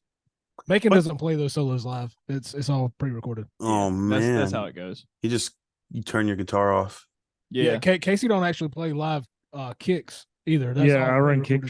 tracks. Yeah, it's kick They- tracks. It's fake it till you make it, bro. Do you think any bands actually do that? Yes. I Casey said he knows for a fact. I don't know as far as the kick drum thing. I don't know for a fact, but I've heard a lot of rumor that there are bands that use kick tracks. Casey has live. theories. Now as far as vocal tracks, yeah, I know for a fact there's bands that use those live to cover up where they can't sing the part. Yeah, I don't know. I don't really like when I hear backing vocals, but I do like sometimes like when you're like an intro or whatever to a song or something as a backing track, you know. Oh yeah, I do like intros. Yeah, we actually got several of those. Like intros, or like if you've got synth or key parts where you don't have that member in the band. Yeah, sure, but when it's stuff that like you have the members to do it live, play it live, do it. Yeah. We're actually trying to get Macon to where he can do like a whole Eddie Van Halen thing where he can play guitar some and then play keyboard, but he refuses to do it. I'll get one eventually. We're just gonna Geddy Lee John, where he has to play the keyboards with his feet. Hell yeah. You got to fly too. Where did your socks go, John? What the hell? I haven't had socks on this whole time. He ate them. Maybe that's the first. Why? That's weird. No socks this time. He shows up to practice the other day just wearing the socks. Like that shit was weird. Next interview, John's just gonna be naked. Is there He literally showed up one day like a bum. Like he walked into practice. I didn't notice it the whole time, but we're like loading up, getting ready for a show the next day, and we're like carrying shit out. And I'm like, John, where are your shoes at? He's like, I haven't had shoes on the whole time. I was like, you're like a homeless asshole, just like wearing around fucking socks. My feet fucking hurt. Yeah, I feel like wearing he had like shoes. grass clippings all over his socks. I was You don't- like, bro, you look like a savage. Bro, I had Macon needs to start massaging your feet, John. I know, bro. I agree with that. I had those fucking tactical fucking boots on. My feet fucking hurt. I'm gonna have to edit So your I took contract those fucking things off. and Macon be like, I'm sorry, That's gonna John, get your it now. toe accidentally went in my mouth. Well, looks like I'm getting another night shift job here shortly. Is there any festivals you guys would like to play in the future? Incarceration. Rockville. Rockville. Yes. I would love to get on, a DWP festival. I think that'd be great. Yeah, pretty much any Wimmer festival. Yeah, I haven't. that'll be fun. DWP Just doesn't to really. kinda... They don't really stream too much anymore, man. I don't really know what's happened to them as far as like the Twitch stuff goes, but they've kind of like disappeared off of Twitch. Oh, really? Yeah, they're not really around on Twitch anymore. They haven't been for like almost 2 years. I wonder if they're kind of backing off. They've been here. They've been here and there. Like they've popped up here and there, but it hasn't been like where it was like nonstop like before. Okay. Yeah. They haven't. Last time they have. I don't even know when the last time DWP has streamed. To be honest with you. It's interesting. I know most of their stuff recently has went off pretty well without a hitch, though. Yeah, I mean, we got to experience Blue Ridge with Shane, and I mean, we didn't have a bad time. I mean, as far as the band stuff goes, Shane kind of got in a bind on the last day because he got out and couldn't get back in. Oh man, and they didn't know. But we didn't know my boy was out there all day. No phone. Shane, tell that story. Can you tell that story? Yeah. DWP. They haven't. The last time they streamed was 2 months ago. Exactly. Yeah, that's the last time they streamed. So it's I don't know what's going on with them, but I think they should come back because they definitely were an avenue to get new bands and newer bands discovered. Well, we had a ball whenever we done that little contest that we did. Yeah, that was great. That was the most stressful fun thing ever. Shane was in our ass the whole time. He's like, bro, you got to get here now. It wasn't even that. It was like we get up there and you perform the song and you wait around and then you do the voting and that shit was stressful. Yeah, it's super stressful when you're relying on votes. And the super thing that pisses me off is whenever they did play us that we could have actually had the chance, like they replayed all the bands and we could have had a chance to actually played, was they streamed at like 2 a.m. like our local time, and it was the most randomest stream ever, and it was like one of the persons who watches my Twitch stream hit me up from it. They were usually keeping me in the loop about things, and they were like, hey, they played it. I don't know if your band made it. I was like, can you check if we got played? They're like, yeah, you got played, and I checked it, and none of the To Begin Anew fans were really in there, so there wasn't much that we could do to combat. I will say, voting system. I mean, for that to be the first time that we have ever we made it to the done finals anything- twice. Yeah, And I we mean, shared a live stream with Ronnie Radke. We were I literally mean, it was cool as interviewed hell. right after he got off. and that's one of those experiences. I'll say there's been a few little nuggets that of things that we've done collectively as a band that Oh, you yeah. know that I consider not- milestones. Well, it's And not over. Yeah, I mean that's one of them though. I mean, for us, that was something you spearheaded, and for us just to say, hey, we're going to do this. We kind of have a smaller fan base in retrospect, but for us to get as far as we did and do what we did, I mean, that's something I can look back on, and it's just amazing that we were able to do that. It was really cool. And with what we used, To Begin Anew needs to be heard by more people, and I hope this interview, gets seen by a lot of people, and people add the music to the library so they can listen to it. Because I truly do believe in this band, and you guys got something special going on, and I'm definitely excited to see what comes out with you guys and John, because John does also have an amazing screaming voice. And Casey has an amazing screaming voice, and Cody has an amazing singing and screaming voice, and Macon has an amazing singing voice. So I know there's going to be some powerful music coming in the future, and when those recordings come out, I hope the final showcases what each one can truly do, because I know you guys are capable of great things. Shane, I love you. You so gonna have fucking me much. tearing up, man. Fuck yeah, bro. You're such a beautiful fucking person, dude. I Man, mean you're that making me sincerely. blush. I mean that sincerely, dude. Thank you so much. That really, honestly, anytime I've told you from day one, and you always give me hell and laugh about it like I'm joking, but anytime I get a compliment from you, dude, it really fucking means a lot. It really does. It really does. But as far as the future goes, do you have a release date for your next single? No. I mean, and the short answer is no. So what the plan is, we have our next single done. Okay. It's recorded, ready to go. But we're also going to be shooting a video for that. And right now, I think it's pretty much in concrete. But I mean, we always leave like a little bit of open for, things that may happen. But we're scheduled to shoot the video for that song the last weekend in November. Cool. So we're expecting that to maybe be a 2 or 3 week turnaround, just kind of depending on how things happen. So is right it before safe? Christmas. Is it safe to say we'll probably get new music out? Probably January 2024 would be the latest or earliest that new music would come. I feel like that's the safest. I think that would be better. I mean, Shane, you kind of are familiar with the way we do things. I mean, if I almost feel like it would be, I can't say with 100% confidence, but I feel like trying to release something around Christmas would be a miss, because people's attention is going to be on other things. Not So if it's a Christmas song. True. But this is not. This is not. If you guys have the time and capability, I would highly recommend doing something, even if it's like a simple like jingle like recording. I would highly recommend doing something. Maybe if you're able to record a Christmas song, I think it would be pretty cool. We should do metal jingle bells. No, bro, we should do like a completely Christmas satire song and name it something like Christmas Balls or something like that. Like Keep it at 3 minutes or under. Yeah, like, I got Wait, the what perfect was song for that, bro. The old Motionless in White, Santa's Pissed. I got the perfect song for that, bro. We already play it. Hey, No, not that one. Not that one. you could change it a little bit. No, don't hush. Well, that's only if you guys have the time, but I know, with time and songwriting process, with getting the meat and potato products out, Thane, I would tell you this, because probably not a lot of people know this, and obviously I'll give credit where credit is due, and I think you know what I mean by saying that, but you'll probably know exactly what I'm saying, and most other people don't. But our next single is going to be a song that me and you wrote together. If you can remember back when, that's going to be Cool. our next single. So that's gonna I be don't think that song's gonna smack.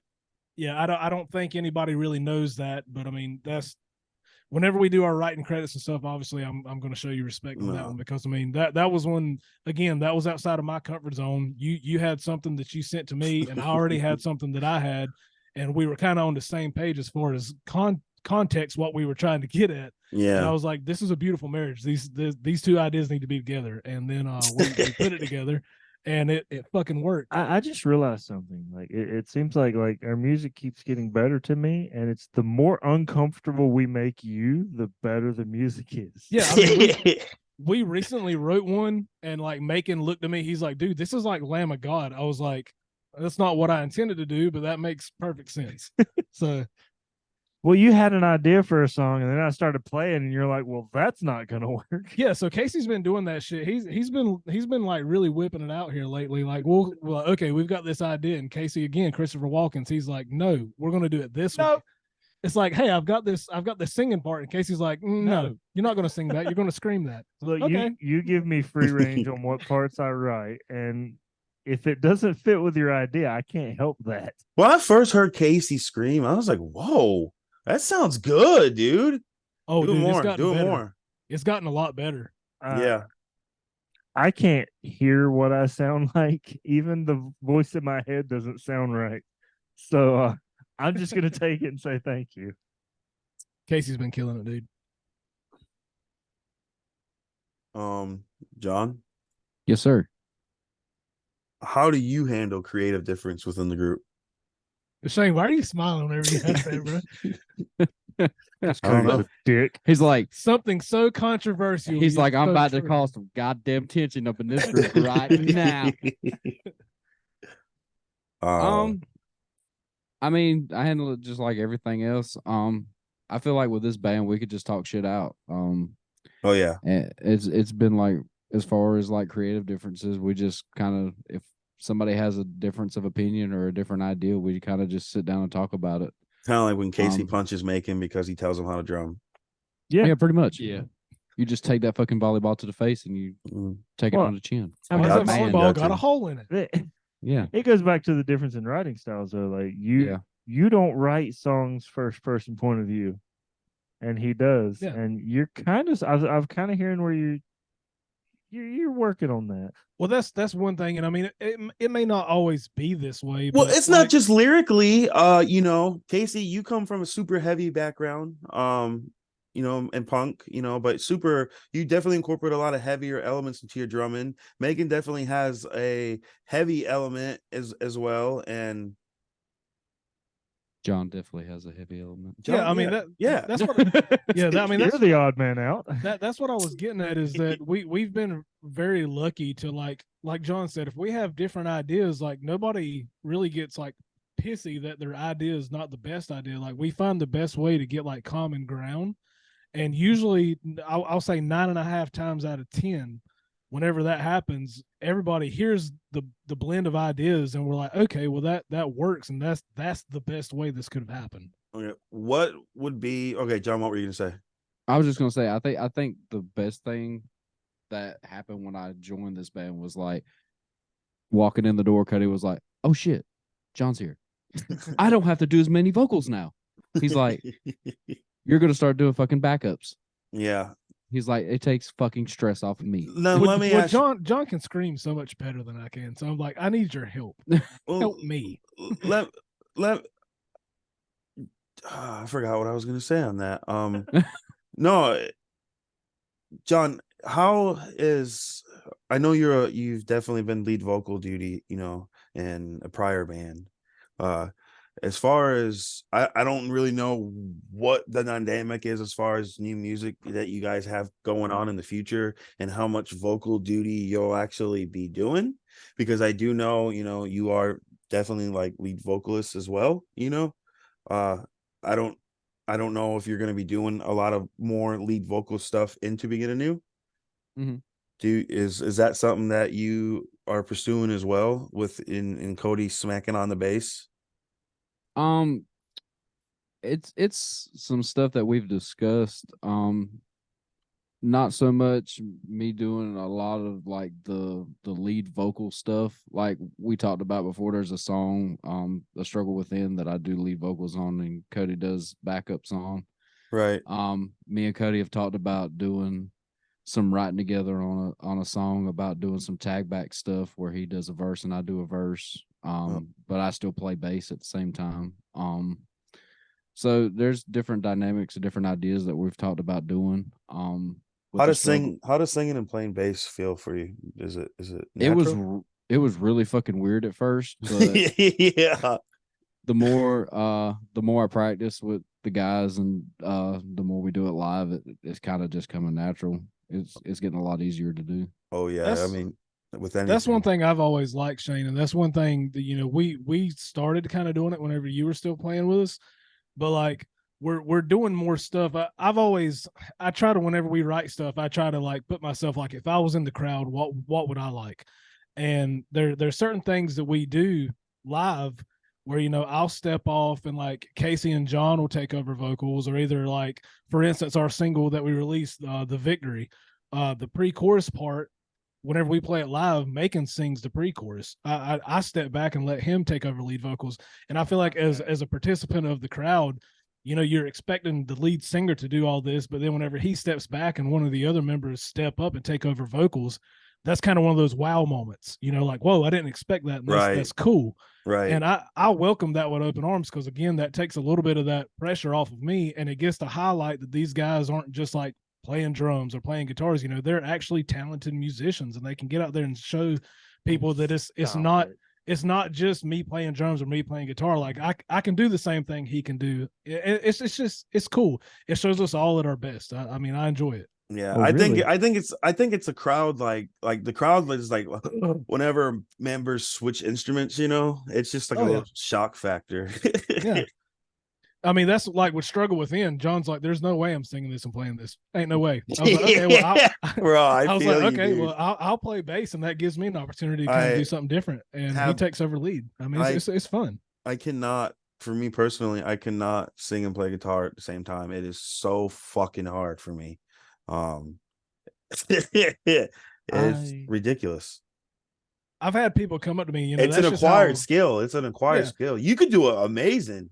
Well, see, that's what I was going to say, is that whenever I started like trying to learn how to play guitar, all the people that I admired as guitar players were singers. So, me being 13, 14 years old, learning how to play, I didn't really think anything of it. I was like, okay, well, the rhythm guitarist, which is what I'm attracted to, that's just what you do. So I kind of learned how to do that. And then I still to this day have people come up to me like, how do you play like that? And how do you sing like that at the same time? It's like, that's just what I do. I'm about to say, you've had a lot of practice. Yeah. This is what I do. I'm going to be honest. I never thought I would be able to like do vocals and play at the same time. That's because you didn't have a choice. And I wasn't given an option. Cody's just like, nah, here's the microphone. And yeah, Macon's like, all right, boys, I'm out. And then I was like, Casey, I need your help real bad. Real bad. And I liked it because even back in the day, like when Chris Vance was playing with us, he even helped with vocals at one point. Oh yeah, that was a brave move too. Yeah, he fucking hated it. I think we gave him a microphone initially, just like talk shit in between songs, right? And then he was like, I think I can actually contribute to some vocals. I was like, well, that's neither here nor there. Just kind of like hearing you talk shit. Which songs did he sing on? He just done like backing vocals for group chants and stuff like that. Yeah. Oh yeah, and talked shit. Yeah, he talked a lot. What he does best. Yeah. Chris Vance doing Chris Vance things. I love it. Shout out Chris Vance. Gyms. Hashtag Jim. I love it. If you guys knew the exact moment you each would die, I knew you were going to ask that.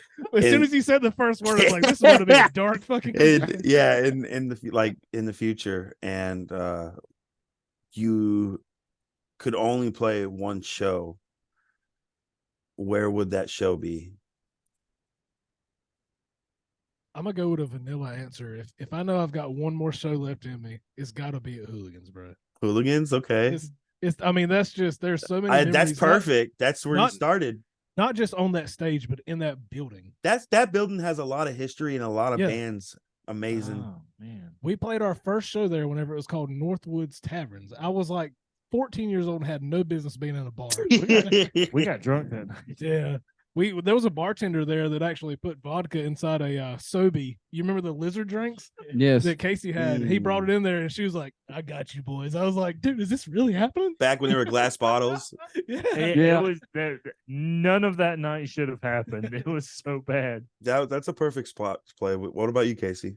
Mom's like, "You guys have fun." I was like, "Oh yeah." I don't know. Probably like one of the European festivals. Okay. Just to say I did that. That would be sweet. I'm not getting on a fucking plane, dude. Fuck you. Yeah. Oh, it's eventually. So you're gonna have to We keep Travis doing this, you're Barker it getting on up a and plane. take a Eventually, boat. bro. Yeah, I'm gonna be in a You're gonna- rowboat, dude. you know, I'll be there Travis- in like 2 months. This Trav- motherfucker talking about. If you guys are going to go overseas, I would like to see you guys actually tour overseas. That'll be sweet. In the near future, that'll be really, really sweet if you guys were able to tour overseas and the opportunity did present itself. But I'd be so down. We're gonna have to. but you'd have to plan because Cody, you'd have to probably take a boat. Nah, see, they would probably drug me. No. Yeah, we're gonna. I would No. drug you. No. I don't want to fly either. I'm terrified. You know, of Travis flying, but Barker- I'm he had fucking that- scared of heights. I'm had on the that- boat with you, bro. I'm, Yeah. I'm the only one comfortable on planes here. I've been on plenty of plane rides, too. No, I'm going. I might not be comfortable on an airplane. Have you ever been on a but plane, I'm Casey? gonna do it. Me and Me? Cody be in the No. back Yeah. drug talking You've about. never flown before. I've never flown before. Shane, Oh, you man. probably like Never have I. You probably like voluntarily jumped out of them bitches before, hadn't you? No, not airplanes, but Okay. helicopters. Yeah, screw Like- all that. Yeah, But you're attached to a rope, so. Yeah, until the rope don't work no more, my man. or the parachute. Here's Well, a yeah, it's tied scary- around you, so. All seriousness though, just to mess with you, like fear of flying. Here is a scary thought. Commercial flights don't have parachutes for everybody. Yeah, that's why I'm not getting on one. That's why most people die. I think I figured out why though. population It- control. No. It's just like cheaper for them to just not put those on there. So like if the plane crashes, there's nobody left to sue them. Again, population control. That actually makes scary sense, bro. There's nobody for a lawsuit. I'm gonna have nanotech and just fucking Iron Man that shit. Okay, for what's the best memory you guys have this year of shows you've played? Or I just, got it. Or just Hey, out before- on the road. Have you guys have any? But before Crazy we do that, memories. did you guys get to answer your question with what he was saying? No, but I'll answer this one. Oh yeah, Corn tea. Oh Jesus Christ! I don't know what corn tea is. Nobody does. It's something that's better left unsaid. If you want to go story time making, now's your time to shine. I don't even All remember right. what the question was now. So Sheets Yeah, is Sheets. is an amazing place. Yes, it is. They got Yeah, your we- they got your G Fuel at Sheets. You know. Nah, dude, we get Sponsored we by get, G Fuel. we get the Yes. Yeah, you let the man give a shout out to his brand, dude. Don't just I got you, Shane. go past Hell yeah, that Don. like it doesn't matter. we get the order your own shit, and they had this they had a lemonade, right? And it had it was strawberry lemonade and like boba, like the little popping bubbles. Never had it. So Good. the ones I the ones I got were mango pineapple, Okay. and they just put them in the lemonade. Now keep in mind when he orders shit from Sheets, we're in line for 45 goddamn minutes. It's always Shane. it's always a trip when you go in the Shane, Sheetz. whenever he orders food from Sheets, dude, he spends $40 every time he walks in there. Every time. Every time. And then complains, I ain't got no money. Well, I'm glad he can eat like that, man. If I eat like that, I put He on, don't like- even eat it. What? He's like, hey man, you want the rest of my No, he food?" gets like the weird floating corn in your tea thing, a milkshake, and all kinds of food. Go ahead and finish telling him about your fucking boba shit. Your quarantine. Anyway, Sorry. these guys are like, why is there corn in the bottom of your drink? I'm like, it's not corn, it's boba. It's like, oh, we're calling that corn tea from Motherfucker, it's now on. corn. Apparently, and I don't recall this, but apparently I spit one of those corn bubbles on Cody's beard one night. I made you laugh and you shot fucking corn into my face. I don't care what you say, boba or not, you fucking strap tiled me It was fucking corn, bro. with fucking corn. That's great. See, Shane didn't even do that shit. You like chose to spit your food beverage on me. You chose corn violence. Mine bro. was never purposely. I didn't do it purposefully. I couldn't contain my laughter. That was that. What that Like was what Mother's story? Day, wasn't it? Was that Mother's Day? That was Mother's Day. That was a John? strange sheet strip. That was another round. Yeah. So no, you know what? I'm not even going to tell the story again. Nope. John is a very loyal son. I would just say, John is a very loyal son. You're a good man, John. He got mad because I shoved my shit in his arms You gotta call my mom. to call and wish my mother a happy Mother's Day. Your At actual midnight. shit. No, like No, like the all his- stuff that I was all buying his at Sheets. food Oh. and drinks, and he's just like, I was like, hey "Shane, man, let's- hold I it. gotta call my mom. I was like, hold this. I gotta It was call my like mom for a happy 12:30 Mother's Day. a.m. It was not that calm, sir. It was. No, we were in Sheets at like 12:30. Okay, there's 30 people in there, and John got his food, and he's like, "Here, hold this." Just forced it on me. He's like, "I gotta call my mom." I was like, "Bro," I was like, "Here now, right now," and he was like, "Yes." And he calls, and he's like, "Hey, mom, just want to tell you Happy Mother's Day. Love you." And I'm like I'm holding all of his stuff, and my wife is too. And we're like, "What's happening?" John's like, "Sorry, I had to tell her Happy Mother's Day." I was like, "This couldn't wait till we were outside." John's like, "Nope, nope, had to know right now." You know what though? That sounds like something you would have done too. Just the answer to it all. Like this couldn't have waited. Nope. No, you're not wrong. You're not wrong. You're a good man, John. You're a good man. I love my mom. Can we name the episode this? Mommy. I love my mom. All right, let's do Shout out Tammy. This one's for you. I'll be right back. it. You got TV? Imagine, Macon gave up. He's leaving. I want to jump back and answer your previous question for you. Right yeah, quick, yeah. though. Answer that for me. The venue shit.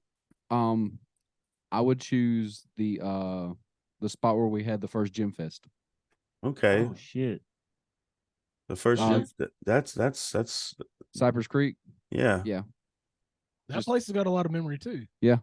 Yeah. Some fuzzy memories, but memories nonetheless. Fuzzy memories. Shane, do you remember like back in the day whenever we were in like high school and like all of our bands were too shitty to actually get in a venue, so we just did like the DIY shows at community buildings and stuff. You remember that? That's where like you like Flush played a lot. Yeah, you can't say that like 3 times in a mirror, bro. That's like Yeah. candy. You bring on some bad juju. You bring back grunge Cody, Grunge Cody. dirty Wow. hair and all. What do you mean wash my hair? What would you guys say? What song is near and dear to your heart that you play? Your favorite song to play live?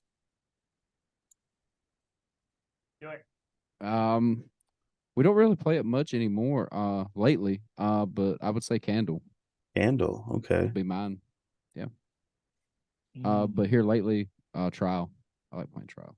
Trials Fire. I see what you did there.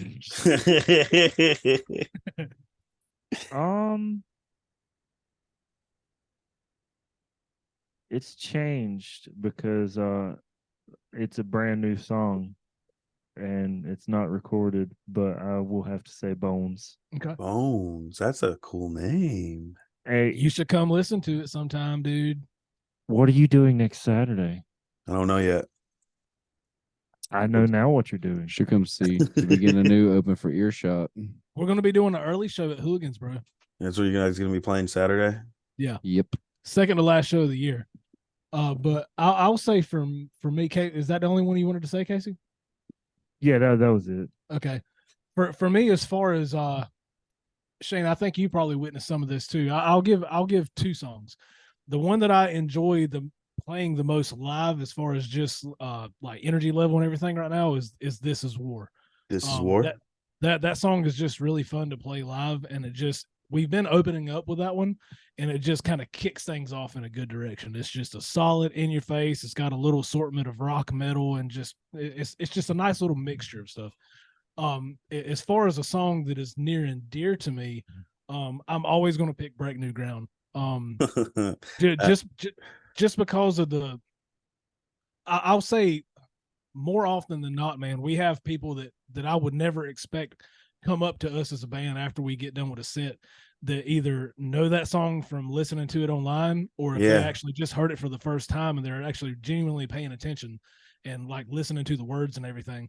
I've had so many people come up to me and be like, I know exactly what you're saying in that song. That song resonates with me, and it really means something to me because I've been dealing with this issue or that issue or whatever.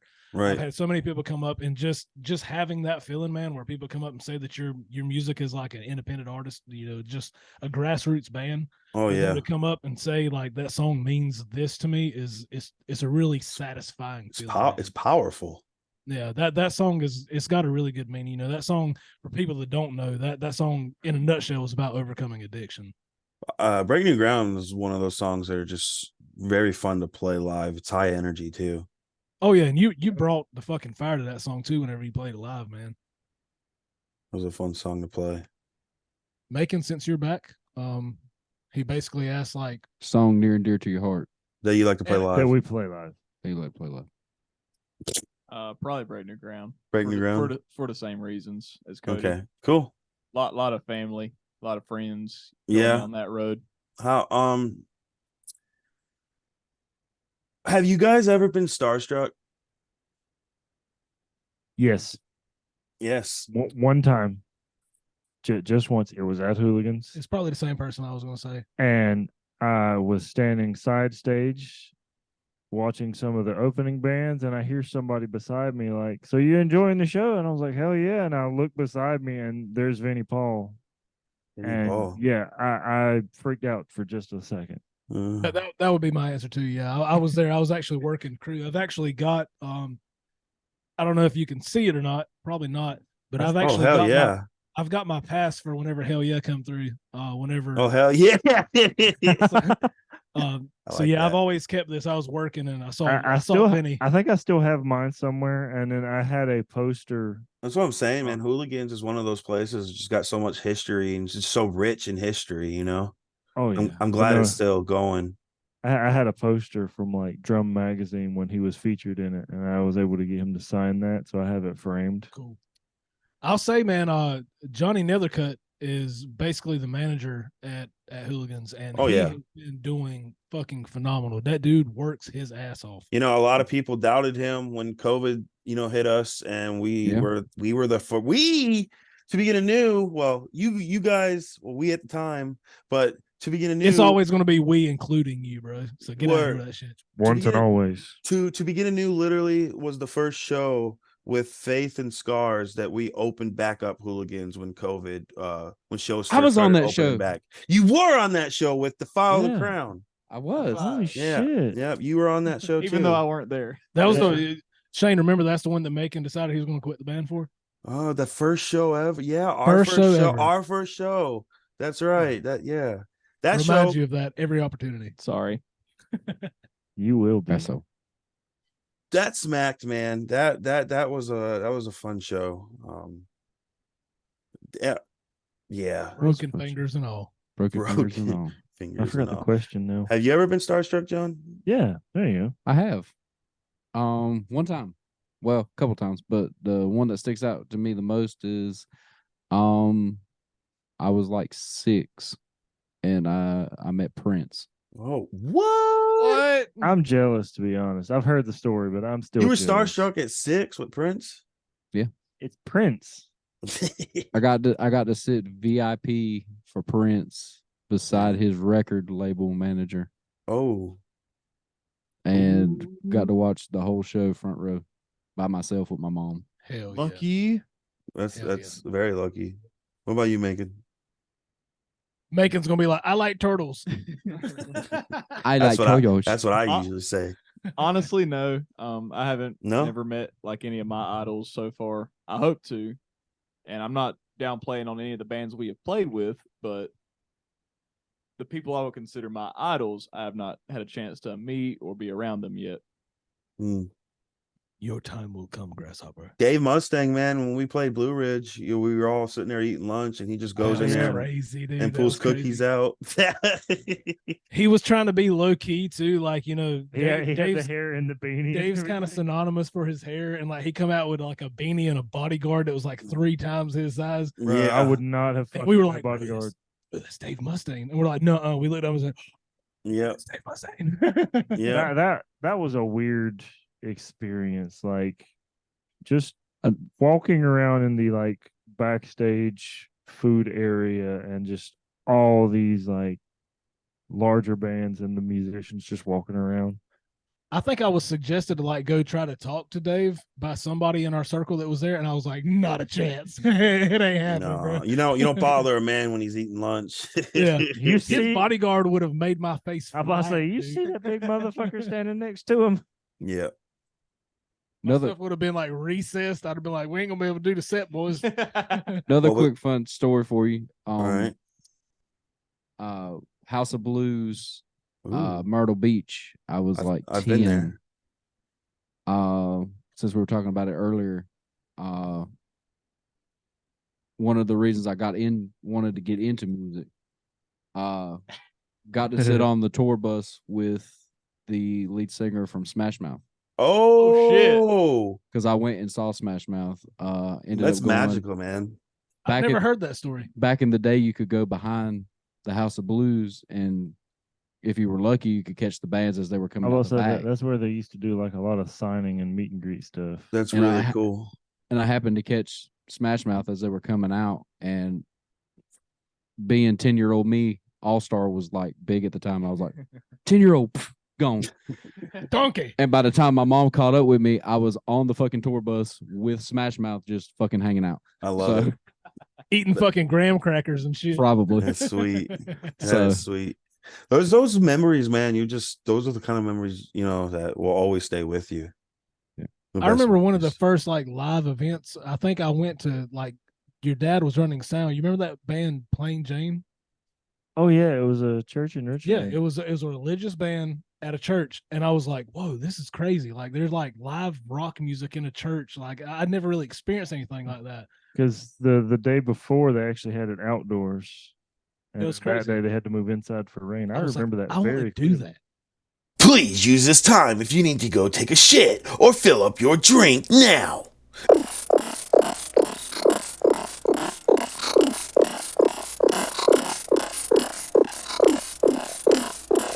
Hard. Welcome back. I sound like I'm in trouble every time it says recording in progress. You probably are. No, bro, it reminds me of my home alarm.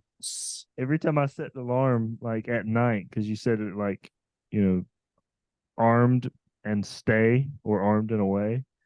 And it's just like, your home is now armed, stay. Fuck, okay, I will. How do you guys handle nerves before you play a show? Alcohol. He fired away so quick. So fast. I will say I don't really get like, I wouldn't say that I get nervous, but I do get a sense of like anxiety, and I don't even know for sure if it'll be. It's like it's a mixture between anxiety and just excitement. That's like the Like the- high for playing the show. The last 10 minutes before we get on stage, I'm just like over just stimulated. Really would just be the best way to say it. Jittery. That's why I like to try to time my warm up in a certain way, so I know, okay, I do this here, and then it's time to go on. So I don't really have a lot of time to think about it, but I do get really antsy. It depends on the show. I don't really say I get nervous. it's more of excitement than anything.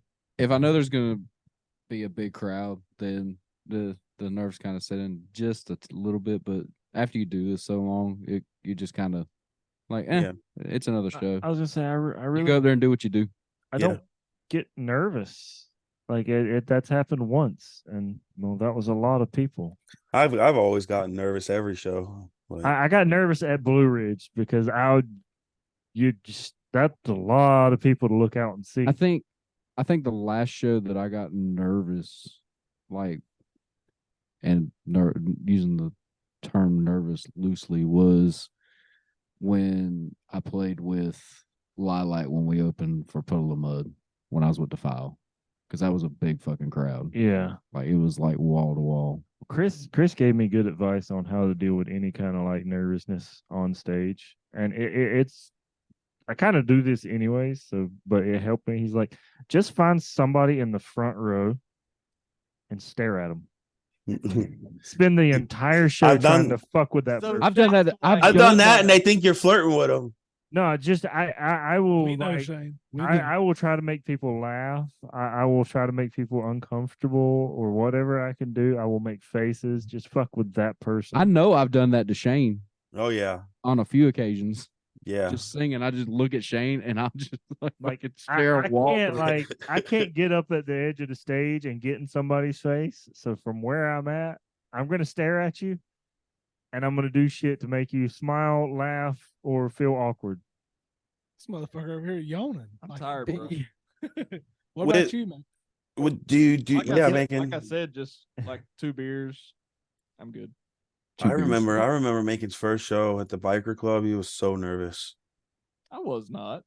You didn't sing. He wouldn't sing. Yeah, because I was sick. No, that's a no. No. Bro, you don't remember that? I do remember that, but you were scared to We're death. gonna plead the fifth I on some wasn't. things that happened. That I night remember your because- best friend, the little frog, when we got back to the building. Oh yeah. Shane, what about you, man? Was there something that you did to kind of work off your nerves? I mean, because you got messed up before a show. He bro. threw up.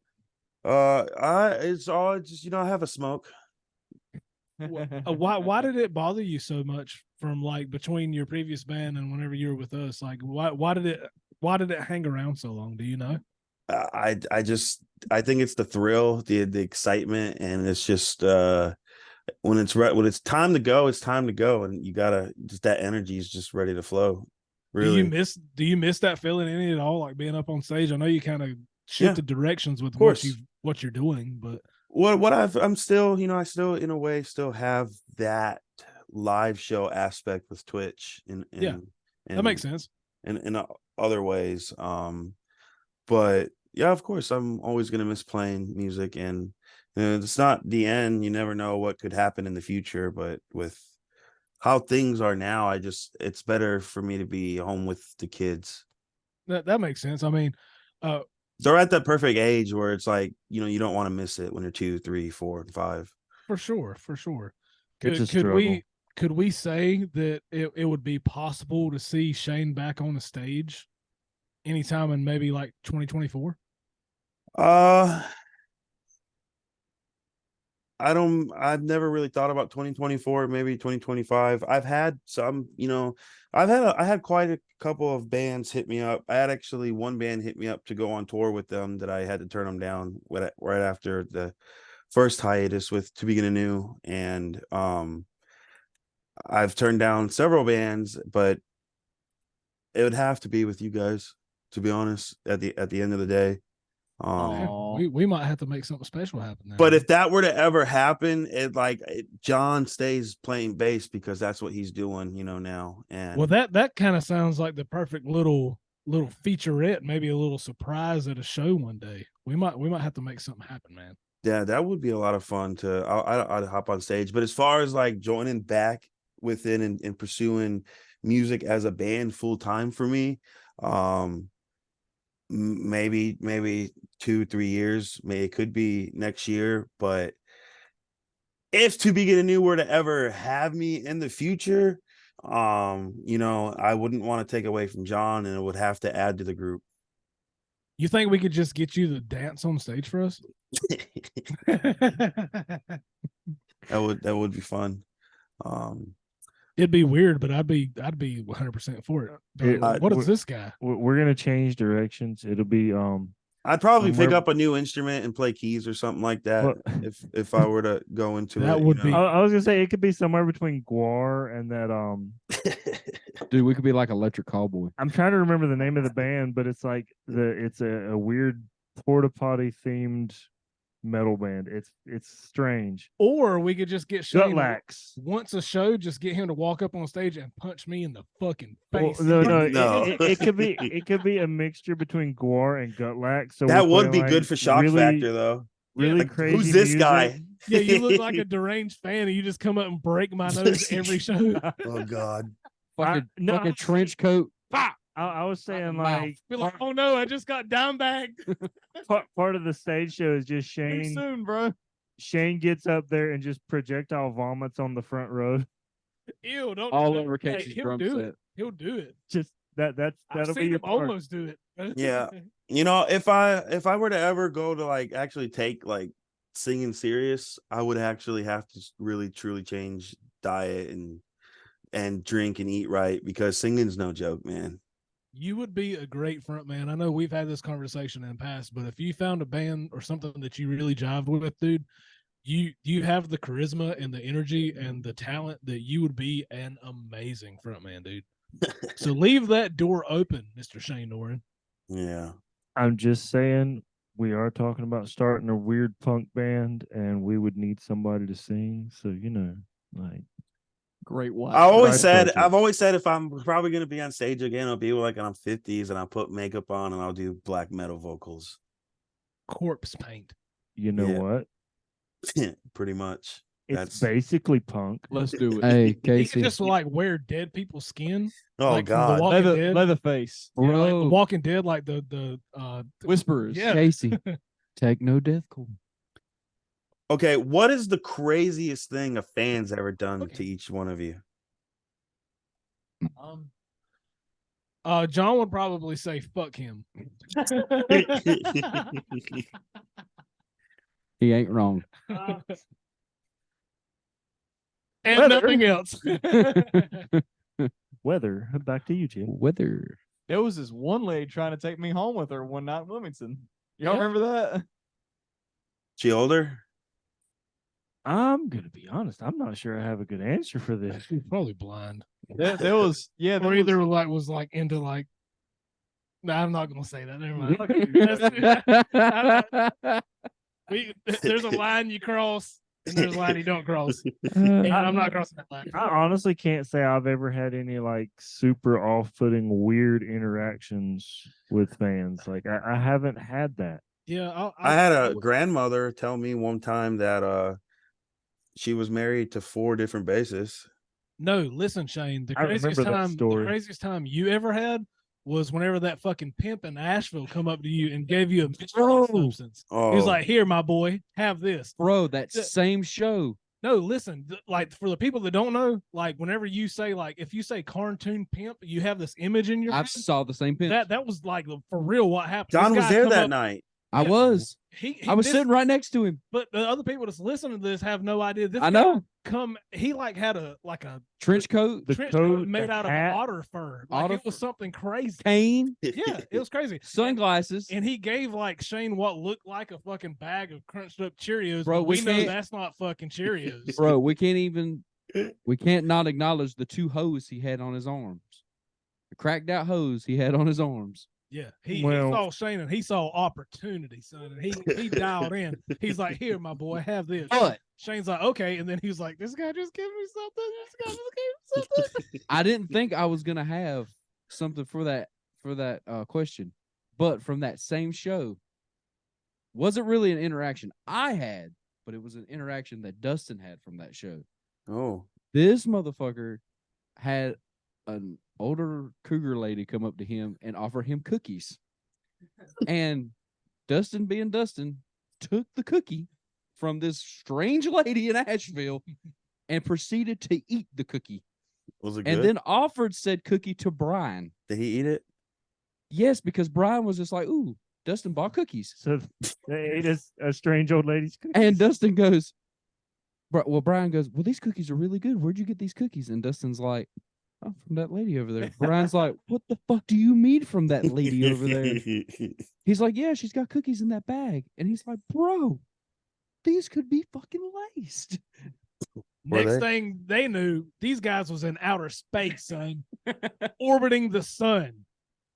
I think that was the same night. That was a weird That was the night. lady that had the fucking lace. I don't know what the fuck she was wearing. Well, I think that was the night I stepped on a heroin needle, and I was concerned that I might like accidentally get fentanyl poison. That was a weird venue. I don't remember the name It was of a- it, but It was The 27 Club. the 27 Club. Fittingly okay. so. We probably shouldn't Mm-hmm. you should probably beep that out, Shane, Shane. Didn't you very bravely shit in that bathroom too? if Yeah, I, remember I had correctly. to so bad. It was a There was 27 club. also You don't go to a 27 club, a place called a 27 club, and not take a shit in the bathroom. I'm sorry. I did not. I held it until we got out of that town. there was also Frankie went to leave. Well, I think they had glory holes in that place. yeah, there was. Well, Frankie was sitting down in the little. You remember the little lounge area they had? Well, Frankie was sitting down and he went to leave, and some dude was just like, "Hey, you want this?" And he sat a big bag of substance next to Frankie. A green vegetable matter? of green vegetable matter. Okay. Seasonings. He left seasonings next Oregano. to Frankie. And Frankie was like, "Nah, bro, I'm good." And he was like, Catnip. "But you can have all of it." And But Frankie you was can like, have all of it. "No." That might have been the smartest thing Frankie's ever done, because God knows what was in that. But Frankie was like, "This was a big bag too." Look, sir, I'm not interested in smoking dehydrated broccoli, so you can just go ahead and take your bag and go fuck yourself, pal. How about that? Overall, though, it was a fun show. Though we had a good time. It Who was a takes blast. You guys played with our big ass fucking banner behind you guys. That was You pretty tried to cool. take it down. I was like, nah, bro, leave that shit up. So there's like pictures of you guys with a fucking Defile the Crown banner hanging behind you. who takes the longest to get ready before a show? John. I'll say me 100%, bro. I'll print like hell. Yeah, I'm gonna go with Cody on that. Yeah, one. Yeah. Cody's second. There's a But process. Megan takes the longest to get here. No, that's just because No. he's Getting ready for the irresponsible. show. Not Oh. once we're at the show. The primp and prep is Cody. Yeah, Cody. Macon's usually like here on the But to nick of get time. here, But hey, guess what? I'm still on time. That's because I've started telling you a half hour early. So does Macon help with the loading and unloading? Macon does, John does not. That's kind Oh. of what I was getting at. John's That's still a lie. learning. Naughty, John's still naughty. learning. that's a lie. John's Bro, like, I gotta would- go they home. would I gotta spank fix some me. tapes. They John would gets lost in spank the me bathroom. for not helping No. putting stuff in the shed. John Listen. just like comes to John- me. He's like, "What needs to be done?" John gets lost in the bathroom Listen. for 10 minutes. No, my man went pissed for 15 minutes one time. Yeah. You gotta go. Listen. You gotta go. Listen, Listen, Listen. the last few times Listen, I Linda. have helped these two motherfuckers load the trailer, and this motherfucker has been nowhere to be found. That is also true. So Yeah, because I don't want to hear your bullshit. Because I got to leave and go back to work, bro. I don't want to hear that shit, I mean, Mister. I Oh, can have man. off anytime I want to.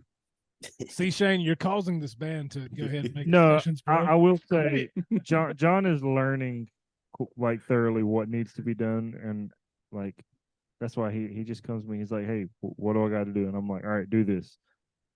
Casey's like a dictator. He's like, hey, this. I mean, he comes and asks, and I was like, down to my go ahead and work on this, because I know my formula. When we get outside, I know what I got to do to pack the would- trailer, to get backed up. I know what I got to do. The most important thing I was told, and this was from the man himself, Animal, was grab the goddamn mic off the stage when you Yeah. get done playing, and Wireless. that is mics, what I did. grab it and put it in your pocket. Do not let that thing get dropped. That's what I did. Yep. I'm the front man, so like I just tell everybody I've got to go to the merch table, and then they pack up all my shit.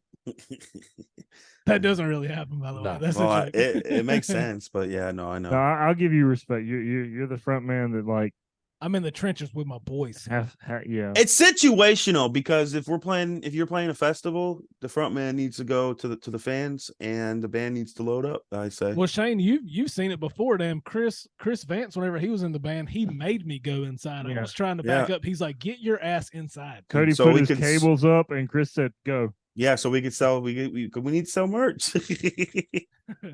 Merch has been our saving grace, and I will say kudos to my wife. Yes, She kicks ass at that merch table, by the way. please She does. She could buy damn near sell shit to me, and I'm in the band. your local band's merch. It definitely helps a lot with recording sure. costs, gas costs, For and getting sure. back home, Honestly, And dude, replacing Being- merch too.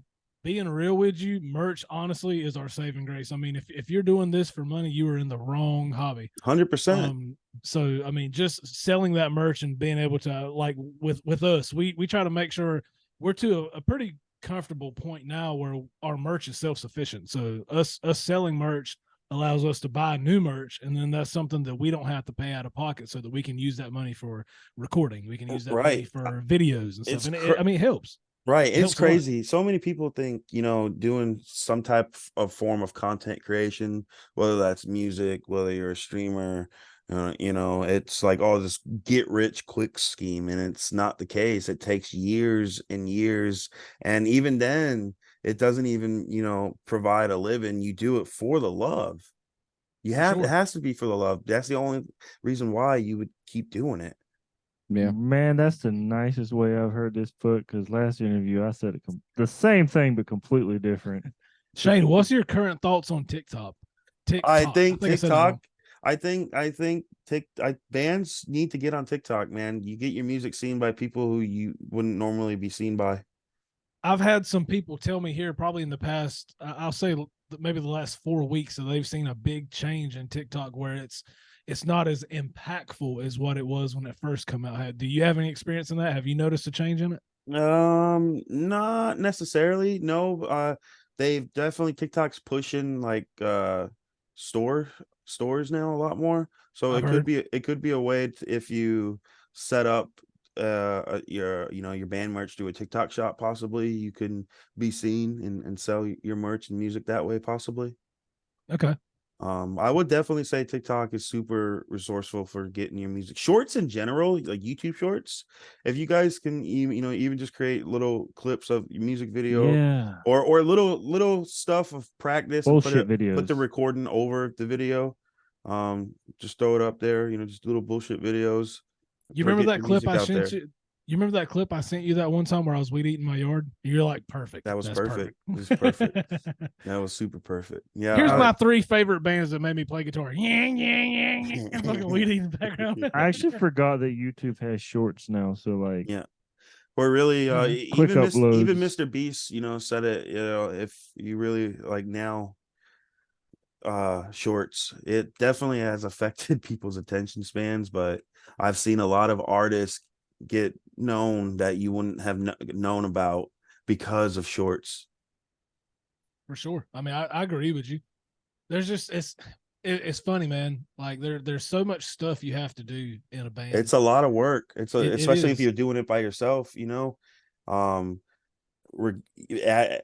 your guys' self, and not having a band manager manage all of that. It's a lot of work. It's a lot of work. You've got to be up top on your socials every day, and it can be draining at the same time. Oh yeah, absolutely, man. Maybe we should hire somebody for that. We don't have any money, Casey.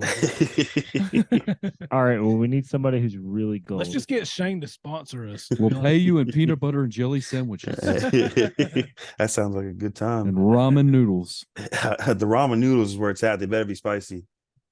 I got you, bro. Macon will get you some corn tea. Yeah, some corn out tea. there quarantine. Corn tea. I'm good on balls in my tea. There might be some balls in your tea. Only Casey's. Tea bag. Are you drinking straight moonshine? You've been no water. That's what they all say. I'm just saying, You're drinking that straight corn liquor, son. Yeah, see how the corn has evolved? Corn tea, corn liquor. God. That's how a real man drinks it. Is there anything that's embarrassing that's happened on stage this past year for you guys? I will try to keep this short. Yes. And I think I have the best. Wait, but before you tell that story, because that is not a short story. It is not. John can tell his, because I know what he's gonna say. What am I gonna say? Forgetting to unmute your bass for the whole first song. So we played at Reggie's in fucking Wilmington. First time I ever played Reggie's, and the nerves kicked in, man. Well, you could say that. He didn't turn the tuner off. Yeah, I was playing with the new tuner and forgot to hit the button like Cody does sometimes, and played the entire first song and was like, "Why the fuck don't I hear my bass?" And it's because I didn't. He was probably like, "Turn me up." I was just fucking jamming, and I got about halfway through the song. I'm like, "Fuck, I don't hear my fucking bass," and turned around. I was like, "Fuck." Then it dawned on him. It was at that moment that I knew that I had fucked up. I just drop shit every now and then. That's so I went over there and hit the button. Nobody ever knew. So back in the game, son. Back I got in the a similar goddamn story game. to Shane, not Shane's. I got a similar story to John's. I said it as a compliment.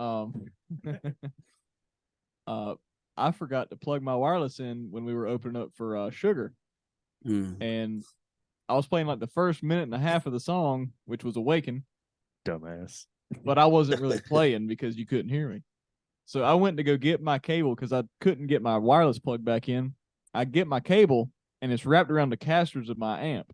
So I go to step and it pulls my cable out. He didn't tie it, but He underneath. didn't loop it through. Yeah. Oh my gosh. Rookie mistake. All right, Yeah. Shane. I would tell you to sit down, but you already are, because this story is a fucking. Speaking roller of chairs, coaster. why didn't they get you an actual chair? They're actually making you sit in your drum throne. Yeah, that's what we have 2 of those here. We were just talking about that. Me and Casey. Well, both. we need some comfy chairs. But Our before, asses but hurt. before he takes the stage here, Okay. me and Casey have Uh-huh. been going back and forth with him for the last like 3 or 4 months, telling him stories about how me and Casey have shit ourselves in different various places. Or just He- had to shit in random places. And he has to tell us, "Oh, I've never shit myself. I don't think I'm ever going to shit Very- myself." very- Yeah, he's basically smacking. guys He's in like, the face "I'm not with going to this. fucking He's like, shit "Ah, myself come on." ever." take Proceed this with story. I'm going to take this opportunity for another piss break. I'm not going to tell the whole story because that's a whole nother hour. But I will basically say we played a show with Forever May Fall and Scars Remain at Charlotte. You had poopy I know. pants? Nah, bro. Dude, Almost. I ate something on the way to Charlotte Oh, that did not sit well with me at all. It didn't sit with you at all. No, it did not. So I shit in every toilet in that venue. It was panic mode for a good 3 or 4 hours. It was to the point, Shane Norton, where I went to Macon. I was like, I'm not going to be able to sing this show, dude, because like the pressure is out of whack. I said, you're going to have to be front man tonight. And it was bad. Like there was points where like the crowd's coming in and I'm running between people. I was like, move the fuck out of my way. And fortunately, it didn't happen because there was a crew member with one of the bands that was actually able to give me some medicine that helped me. But it was I had a plan. I was like, if things get bad, there's a backstage area where I'm going to run and I'm going to ruin these bands. I had something in plan. I was Rachel was on standby. She was on standby with extra clothes. Shane. Oh, man. It was bad. I don't know what it was, dude, but like it was to the point I was like, yo, you guys win because it's gonna happen tonight. It's going We to had happen. when he was shitting, we had a team meeting. We were like, okay, what songs do we need to take off the fucking set that we cannot sing You and can't play? strain this one. Yeah, I told him I was like, look, Every shade no, of red's a no-go. I was like, That was one of the fucking songs Yeah. on the set. I was like, no screaming and no highs tonight. That's not gonna happen because we're gonna have an incident, fellas, and we man. can't have. That's gonna ruin the image instantly. Any buzz we have is gonna turn into not so good. By some Not so good. miracle, that Imodium kicked in like 30 seconds before we started. It was like to the point where I was like, if I look at you in the eyes for longer than 3 seconds, I've got an emergency happening. You need to do something. But I'm still, all of that to say, I'm still victorious. It has not happened yet. Watch. So It's get gonna some- happen. He's man. fixing to go. Get some. He's fixing to go to a fucking Renaissance fair. It's gonna fucking happen there. He's gonna Oh, be in the dude, middle. I'll be in a bind. He's gonna be in the middle You're of gonna have goddamn all the woods. extra belt buckles and shit. on. There's no zippers. I'm gonna be in a bind. He's gonna be in the middle of the fucking woods. Yo, There's it's gonna be have no nightlife bathrooms. experience. You know what's even worse? My pants go inside of my boot.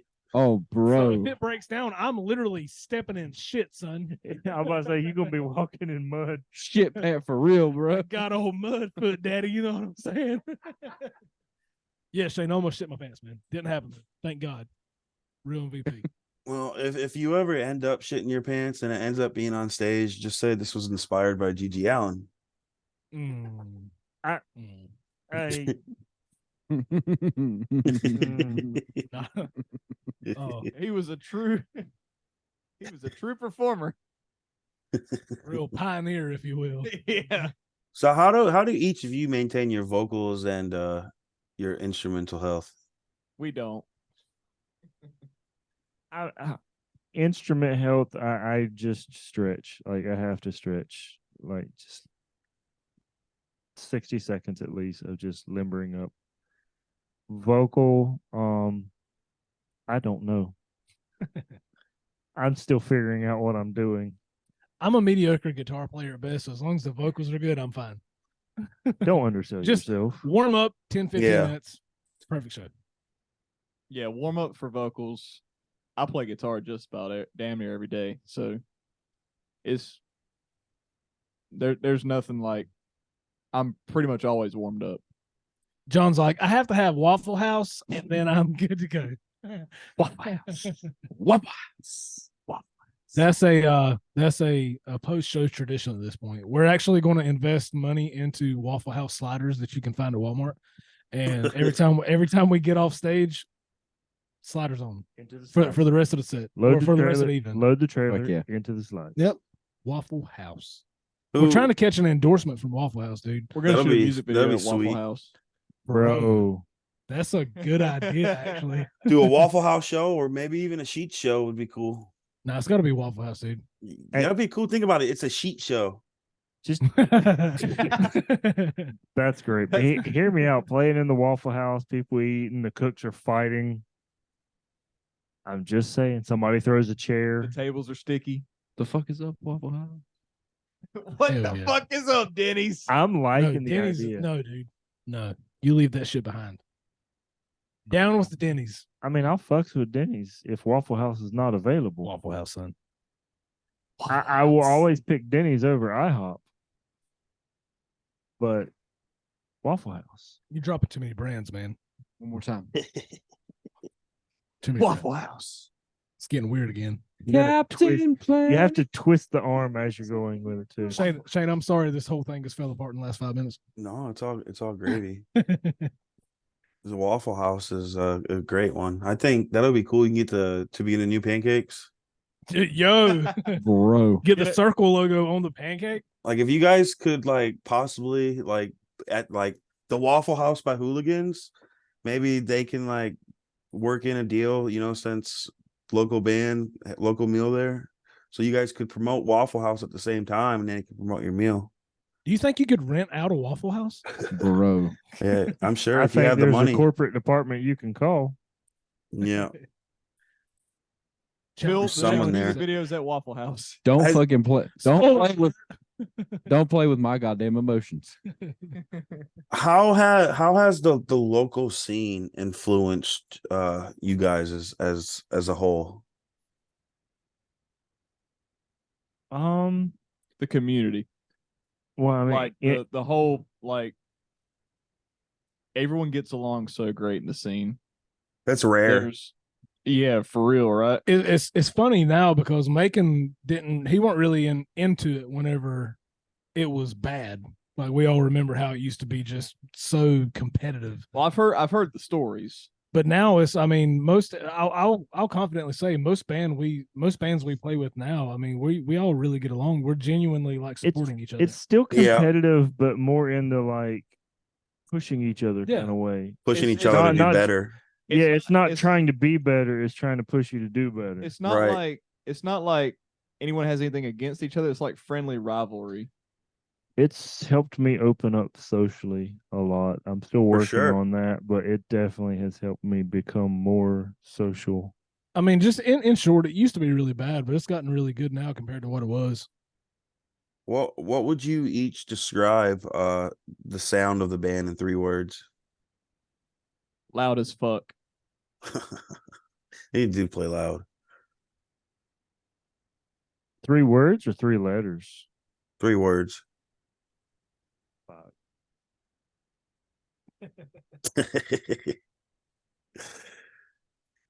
I don't know. You Real. Oh, I'm waiting on you guys. 'Cause, Real. 3 words is hard. He's delivering the hard questions tonight. it really is Real. Real raw emotion. Real raw emotion. I like that. Wonder who's next. Wonder who's next. That's how you guys explain your live sound. I don't know, man. It's absolute chaos up there. That's 3 Were you, words. were you describing the band or me? It's absolute chaos. There's your 3 Well, words. that's It's what's- absolute Wonder chaos. who's next. No, well, okay. Look, you're investing way too much in that. God Damn it, John's gonna quit the band. I saw what you did in the interview. Nice. It's not acceptable. Good job, Cody. You kicked out another bass player. What do you mean I kicked out? Shane, What? Shane, did I kick you out? Let's go No. ahead and throw this out. No, Okay. no Thinking, one was trying to kicked out. stoke the fucking fire, asshole. I would say, Spray bottle for you. where'd it go? I thought he was about to wrap it around. His leg. Oh, please don't do it. Why? We're about to witness some horrible history at this Oh, point. Jesus. Oh, What are your 3 words? Explosive firecrackers. All I right. really thought he was going I to think have violence- diarrhea. Yeah, diarrhea. Diarrhea, Yeah. I thought diarrhea was going to be in there. I already said. I said, I wonder who's next. Oh, okay. Like, this band is garbage for the next No. one. You know, as Lead singer musicians, sucks. as musicians, we're always striving to become better at our instruments. What's one instrument you wish you could master? keyboard. Guitar. I would say drums. Just because Drums. I'm a terrible. You can fucking play a drummer. little bit of drums. And I'm a terrible guitar player. Whenever I'm playing Casey's drums, sometimes he's like, "You always come in late." Like he just, he'll be like analyzing me. He's like, just critiquing me, and I'll like put the drum sticks in. But okay, I'm done now. No, it's hilarious watching you play because you're keeping time really well. And then you try to do a fill. And your brain just goes, It doesn't end too well. That's why I'm like, Casey, help me, help. But then you help go me. back and you keep time really well just playing the beat. AC/DC. Basically, I'm really good at that shit.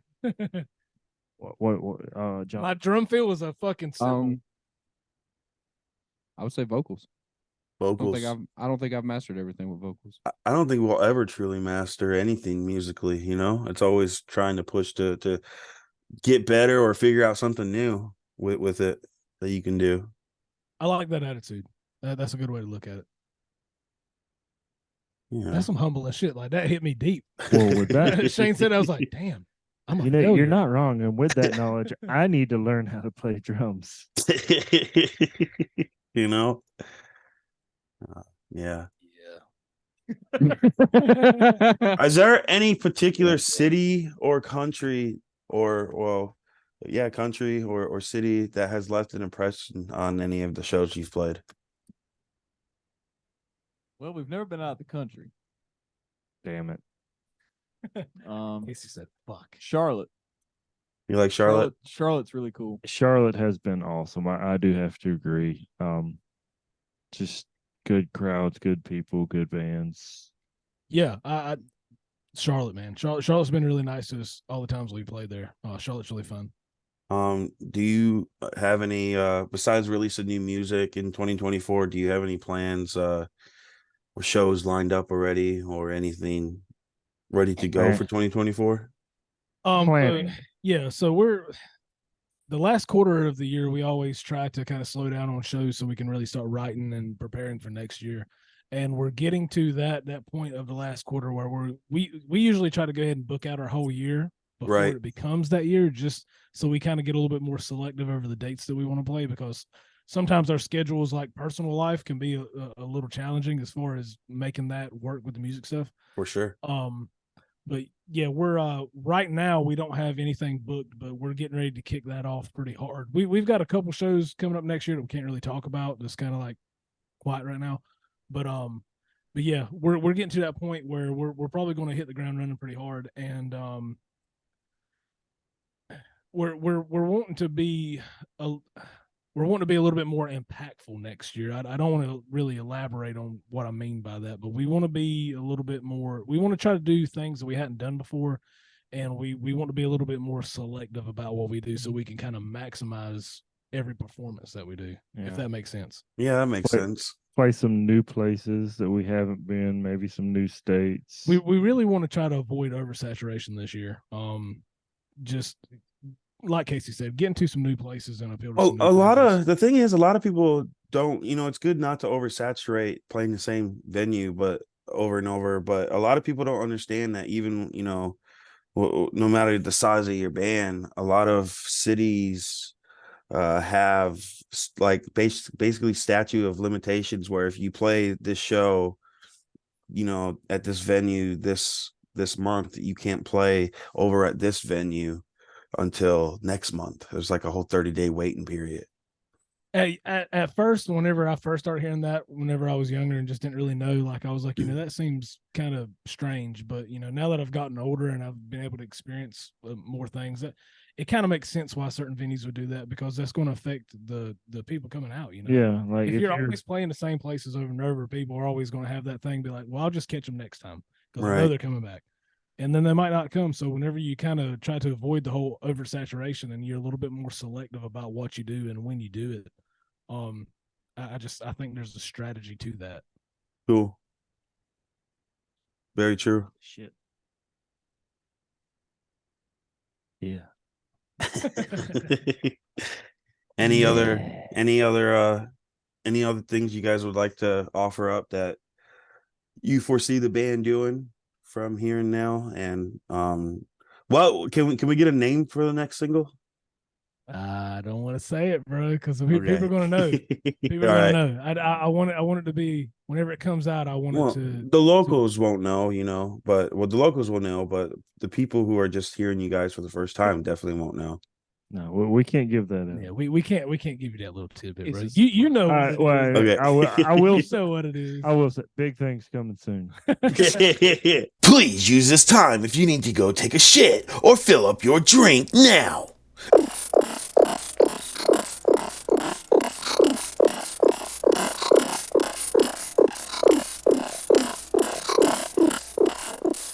Welcome back. Oh, my microphone smells like shit. Say your music could cure a particular ailment or problem in the world, what would it be? Hate. That's a good one. Intolerance. That too. I like that. One of those two. A previous answer. Well, a previous thing we touched on earlier, addiction. Addiction, that's a powerful one. Yeah. Hunger. Hunger. World hunger. That's a good one. All right, You all right, don't Chris have to worry Cornell. about that one. And be careful, he'll start singing that song in a second. I don't mind. Somebody. Friend. That motherfucker said, "From the dark and dark and dark." Damn it! Now that brings another topic. Fuck. Oh man. Oh shit. Right along the table, the fire's cooking. No, I'm not gonna tell that story live. I'll give you all that one later. I'm going hungry. Yeah. I think we have obliterated your interview with us, man. No, it's been great. I've had a great time. Honestly, like, people are going to watch this and it's just us talking. Like, it's just like hanging out. Some friends that just hadn't seen each other in a while. It's like, so anyway, Yeah. Waffle House. I got to go back and do a little bit of editing, of course, because of It's 4 hours. Shane, it's a lot of material. Shane, we were just talking about this. You're going to be able to turn this into a fucking mini series. Yeah, we said you should release like 15 minutes like a week and just have like a docu-series. What have you ever wondered what it's like to be? I have kind of an idea what the title is going to be. It's going to be something. I'm interested. Papa. Curiosity is piqued. It's shocking. If Lead you were singer shits in venue. Yo. Viral. The fling the poo. If your Macon's band about to fall asleep right now. if your I'm band fucking had tired, a bro. if your band had a fragrance, I'm what gonna would have to it cut be? out soon, or I'm gonna Oh, fall asleep God. on the way A home. fragrance. A fragrance? Yeah. What would you say your band smells like? Citrus. Pussy. Citrus. Pomegranate. Pomegranate. Why are you breathing in the mic so heavy, John? I don't know. My man CPAP's acting up over there. Come on, John, give us a scent. Waffles. No. If you say that Eggo moonshine, I'm Old milk. 20-piece McNugget. Oh, oh Jesus Christ. What kind of sauce? What kind of sauce? Mac sauce. Max? What? What happened to the what happened to you the never had the 20-piece McNugget? You get nuggets and you dunk it in Mac sauce. Sometimes. Where do you ask for that specifically? Yeah, they make Mac sauce. Do they put it in like It comes in a sauce pack. yeah, like they fucking actually honey just mustard. have the little things. They of still Mac have sauce. those? bro? I did not know that was. I know they had them for a It little is. bit. I'm a but sweet and sour guy. you Okay, can't get them on the app anymore. Excuse the fuck out of me. I didn't know that was an available sauce. It is. It's an available sauce. It's like the honey mustard or the sweet and sour. You can just ask for it. I don't believe you. They still have it? Go to McDonald's and ask for Mac sauce. They'll give it to you. Challenge accepted. All right. I know they used to have the He's packets. not even gonna buy food. He's No. just gonna ask for Mac They sauce. had the Go to packets McDonald's. of Mac sauce a couple months ago. If you use the app, you can get it for free. But I didn't. You don't see them in the app anymore. McDonald's, man, you tricking me. McDonald's is tricky. They got secret menus, bro. Yeah, bro, they really Really, do. bro. Secret menus. But no, the reason why I said that was, New Metal Madness. There's a story about a former band member of mine that decided he was going to eat a 20-piece and throw up in the parking lot. No, that's always leads to throwing up. Does he do that a lot? that didn't that shit look like brain matter? That might have been a different show that he All right. threw up in the parking lot. Well, No. speaking of fragrance, if you could describe each member's on-stage persona with a flavor, how would you describe each other? Shane's asking the deep questions, man. This, oh my god! You said flavor? Yeah. I like how he said fragrance and then he's like flavor, like they're the same things. Like one's Yeah. a. Sometimes I see what you're doing. I'm gonna go ice cream flavors because it makes it easier. Macon is just vanilla with rainbow sprinkles, okay. Yeah, he's pretty basic. but he's got the rainbow sprinkles. I mean, Yeah. it makes it colorful. Yeah, they don't taste like anything. You know what you are?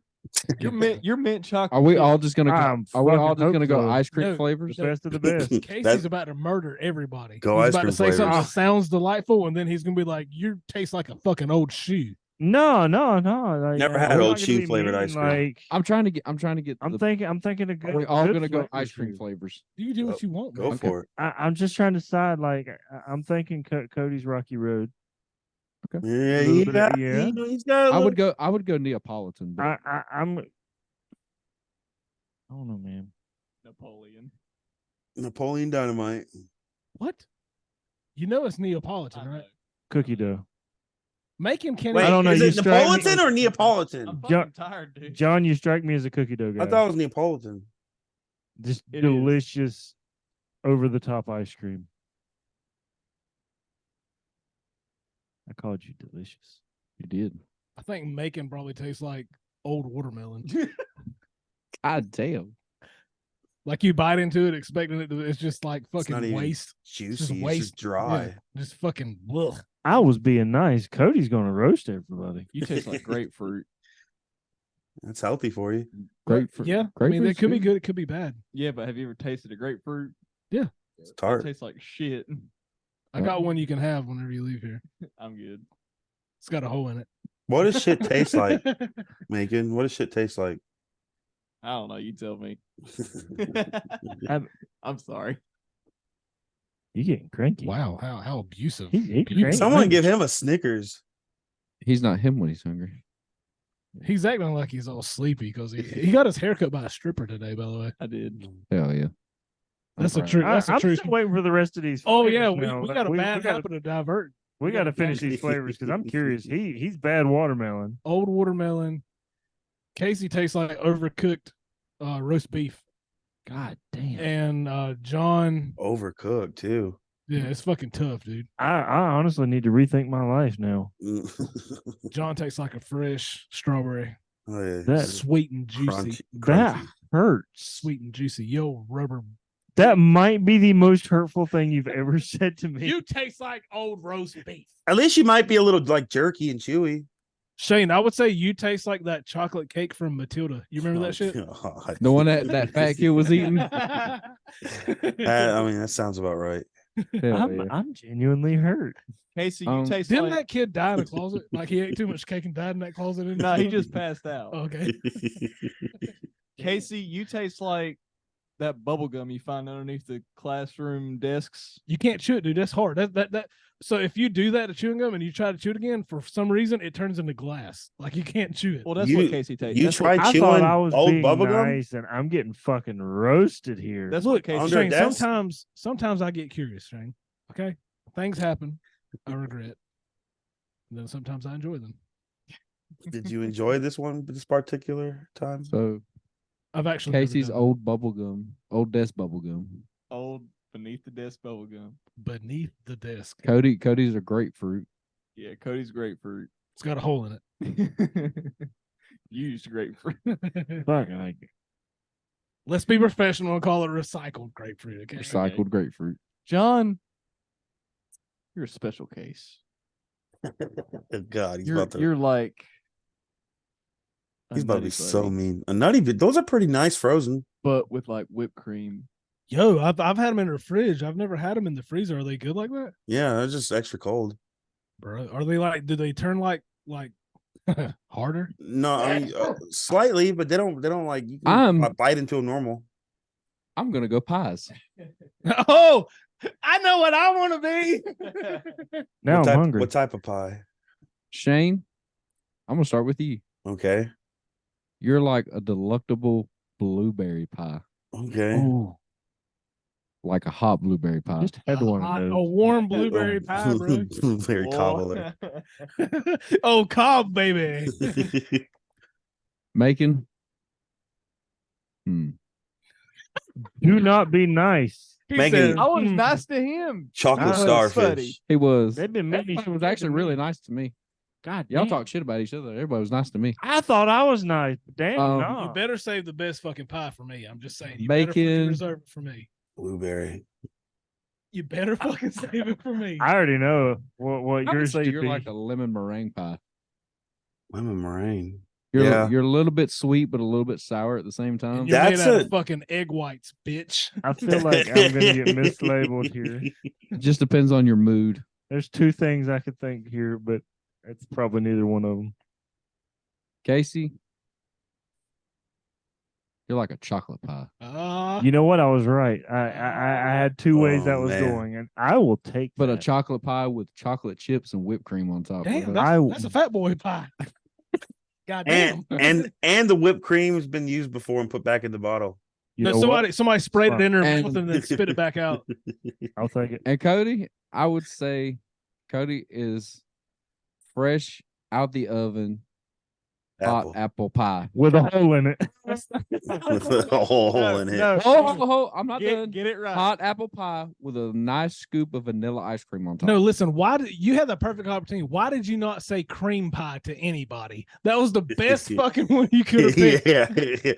I'm sorry, but he said apple pie, and I was already thinking that. If you said because- cream pie, I was gonna be like, I'll do it, I'll do it. Oh, great. Yep, canceled. Where would the best place you would think I went brain fart there. I'm pretty fucking tired too. We've like talked ourselves to exhaustion. No, Yeah. in all seriousness, where could people find your music? Where's the easiest, most best place for people to listen to your music? You can find all of our stuff on one big platform at tobeginanewmusic.com. Okay, I'll have all the links down in the description. And hopefully To Begin Anew will be coming to a town near you, especially in 2024.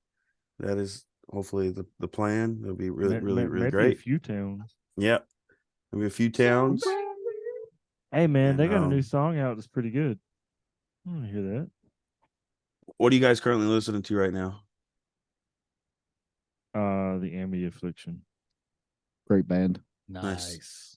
I swear to God, it's a roller coaster listening to them. If you have It really is. it's like sad, and then next thing you know, it's uplifting, and then it's sad again. It's like I'm currently listening to Bad Omens and Spirit Bad Box. Omens and Spirit Box. We saw Spirit Box's first ever show at Blue Ridge when they played it.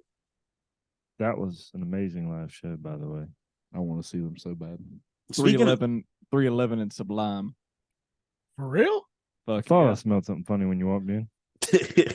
No wonder where you got the inspiration for that haircut.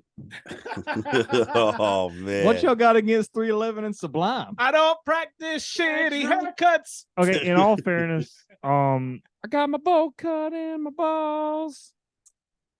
That went weird. but Sublime, I mean, I'll take it. Sublime fucking kicks ass. it was good, but it's just kind of overplayed for me. And their singer also overdosed, by the way. Okay, a lot of another one singers that said- overdosed, by the way. Another one that said, Unpopular opinion, though, I will say unpopular opinion. I like Sublime with Rome. I wouldn't say that's unpopular. I'll say, Shane, I'll pick. I actually had to like look them up so I could make sure, but it's a newer band called Nothing But Thieves.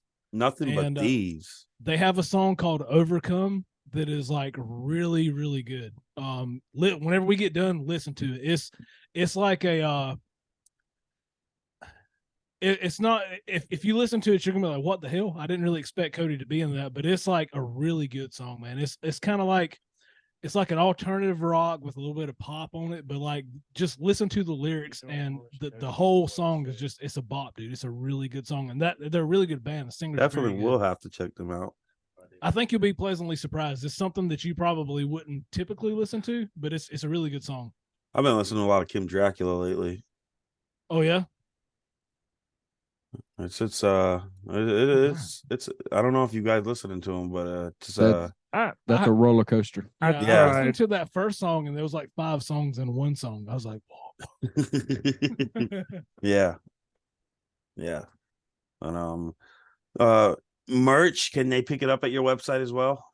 We have a Teespring that is fixed to our .com that John mentioned, tobeginanewmusic.com. Okay. There's a tab at the top of the page. It says merch, I think. If you click on it, it'll carry you to our Teespring, and we do have a limited run of shirts up there. Cool. But to get our most recent stuff and to get more of our exclusive designs, come out to a show. We've got a pretty good assortment of shirts. We got other kind of gear. We got like bracelets. We got custom guitar picks, stickers. We got a bunch of stuff on our table. Are there any bands or sponsors that you guys would like to give shout outs to? Yes, I will say first and foremost, thanks to you, Shane. Dirtbag Clothing has been the best move that we've made. We get a lot of our merch through Dirtbag, and they are so responsive. If you have a question about anything as far as pertaining to merch or really just anything, all those guys over at Dirtbag, Smitty, Dirtbag's amazing. yes, they have been so kind to us. We have some crazy ideas on some stuff, and we hit them up, and they're like, yeah, we could do that, no problem.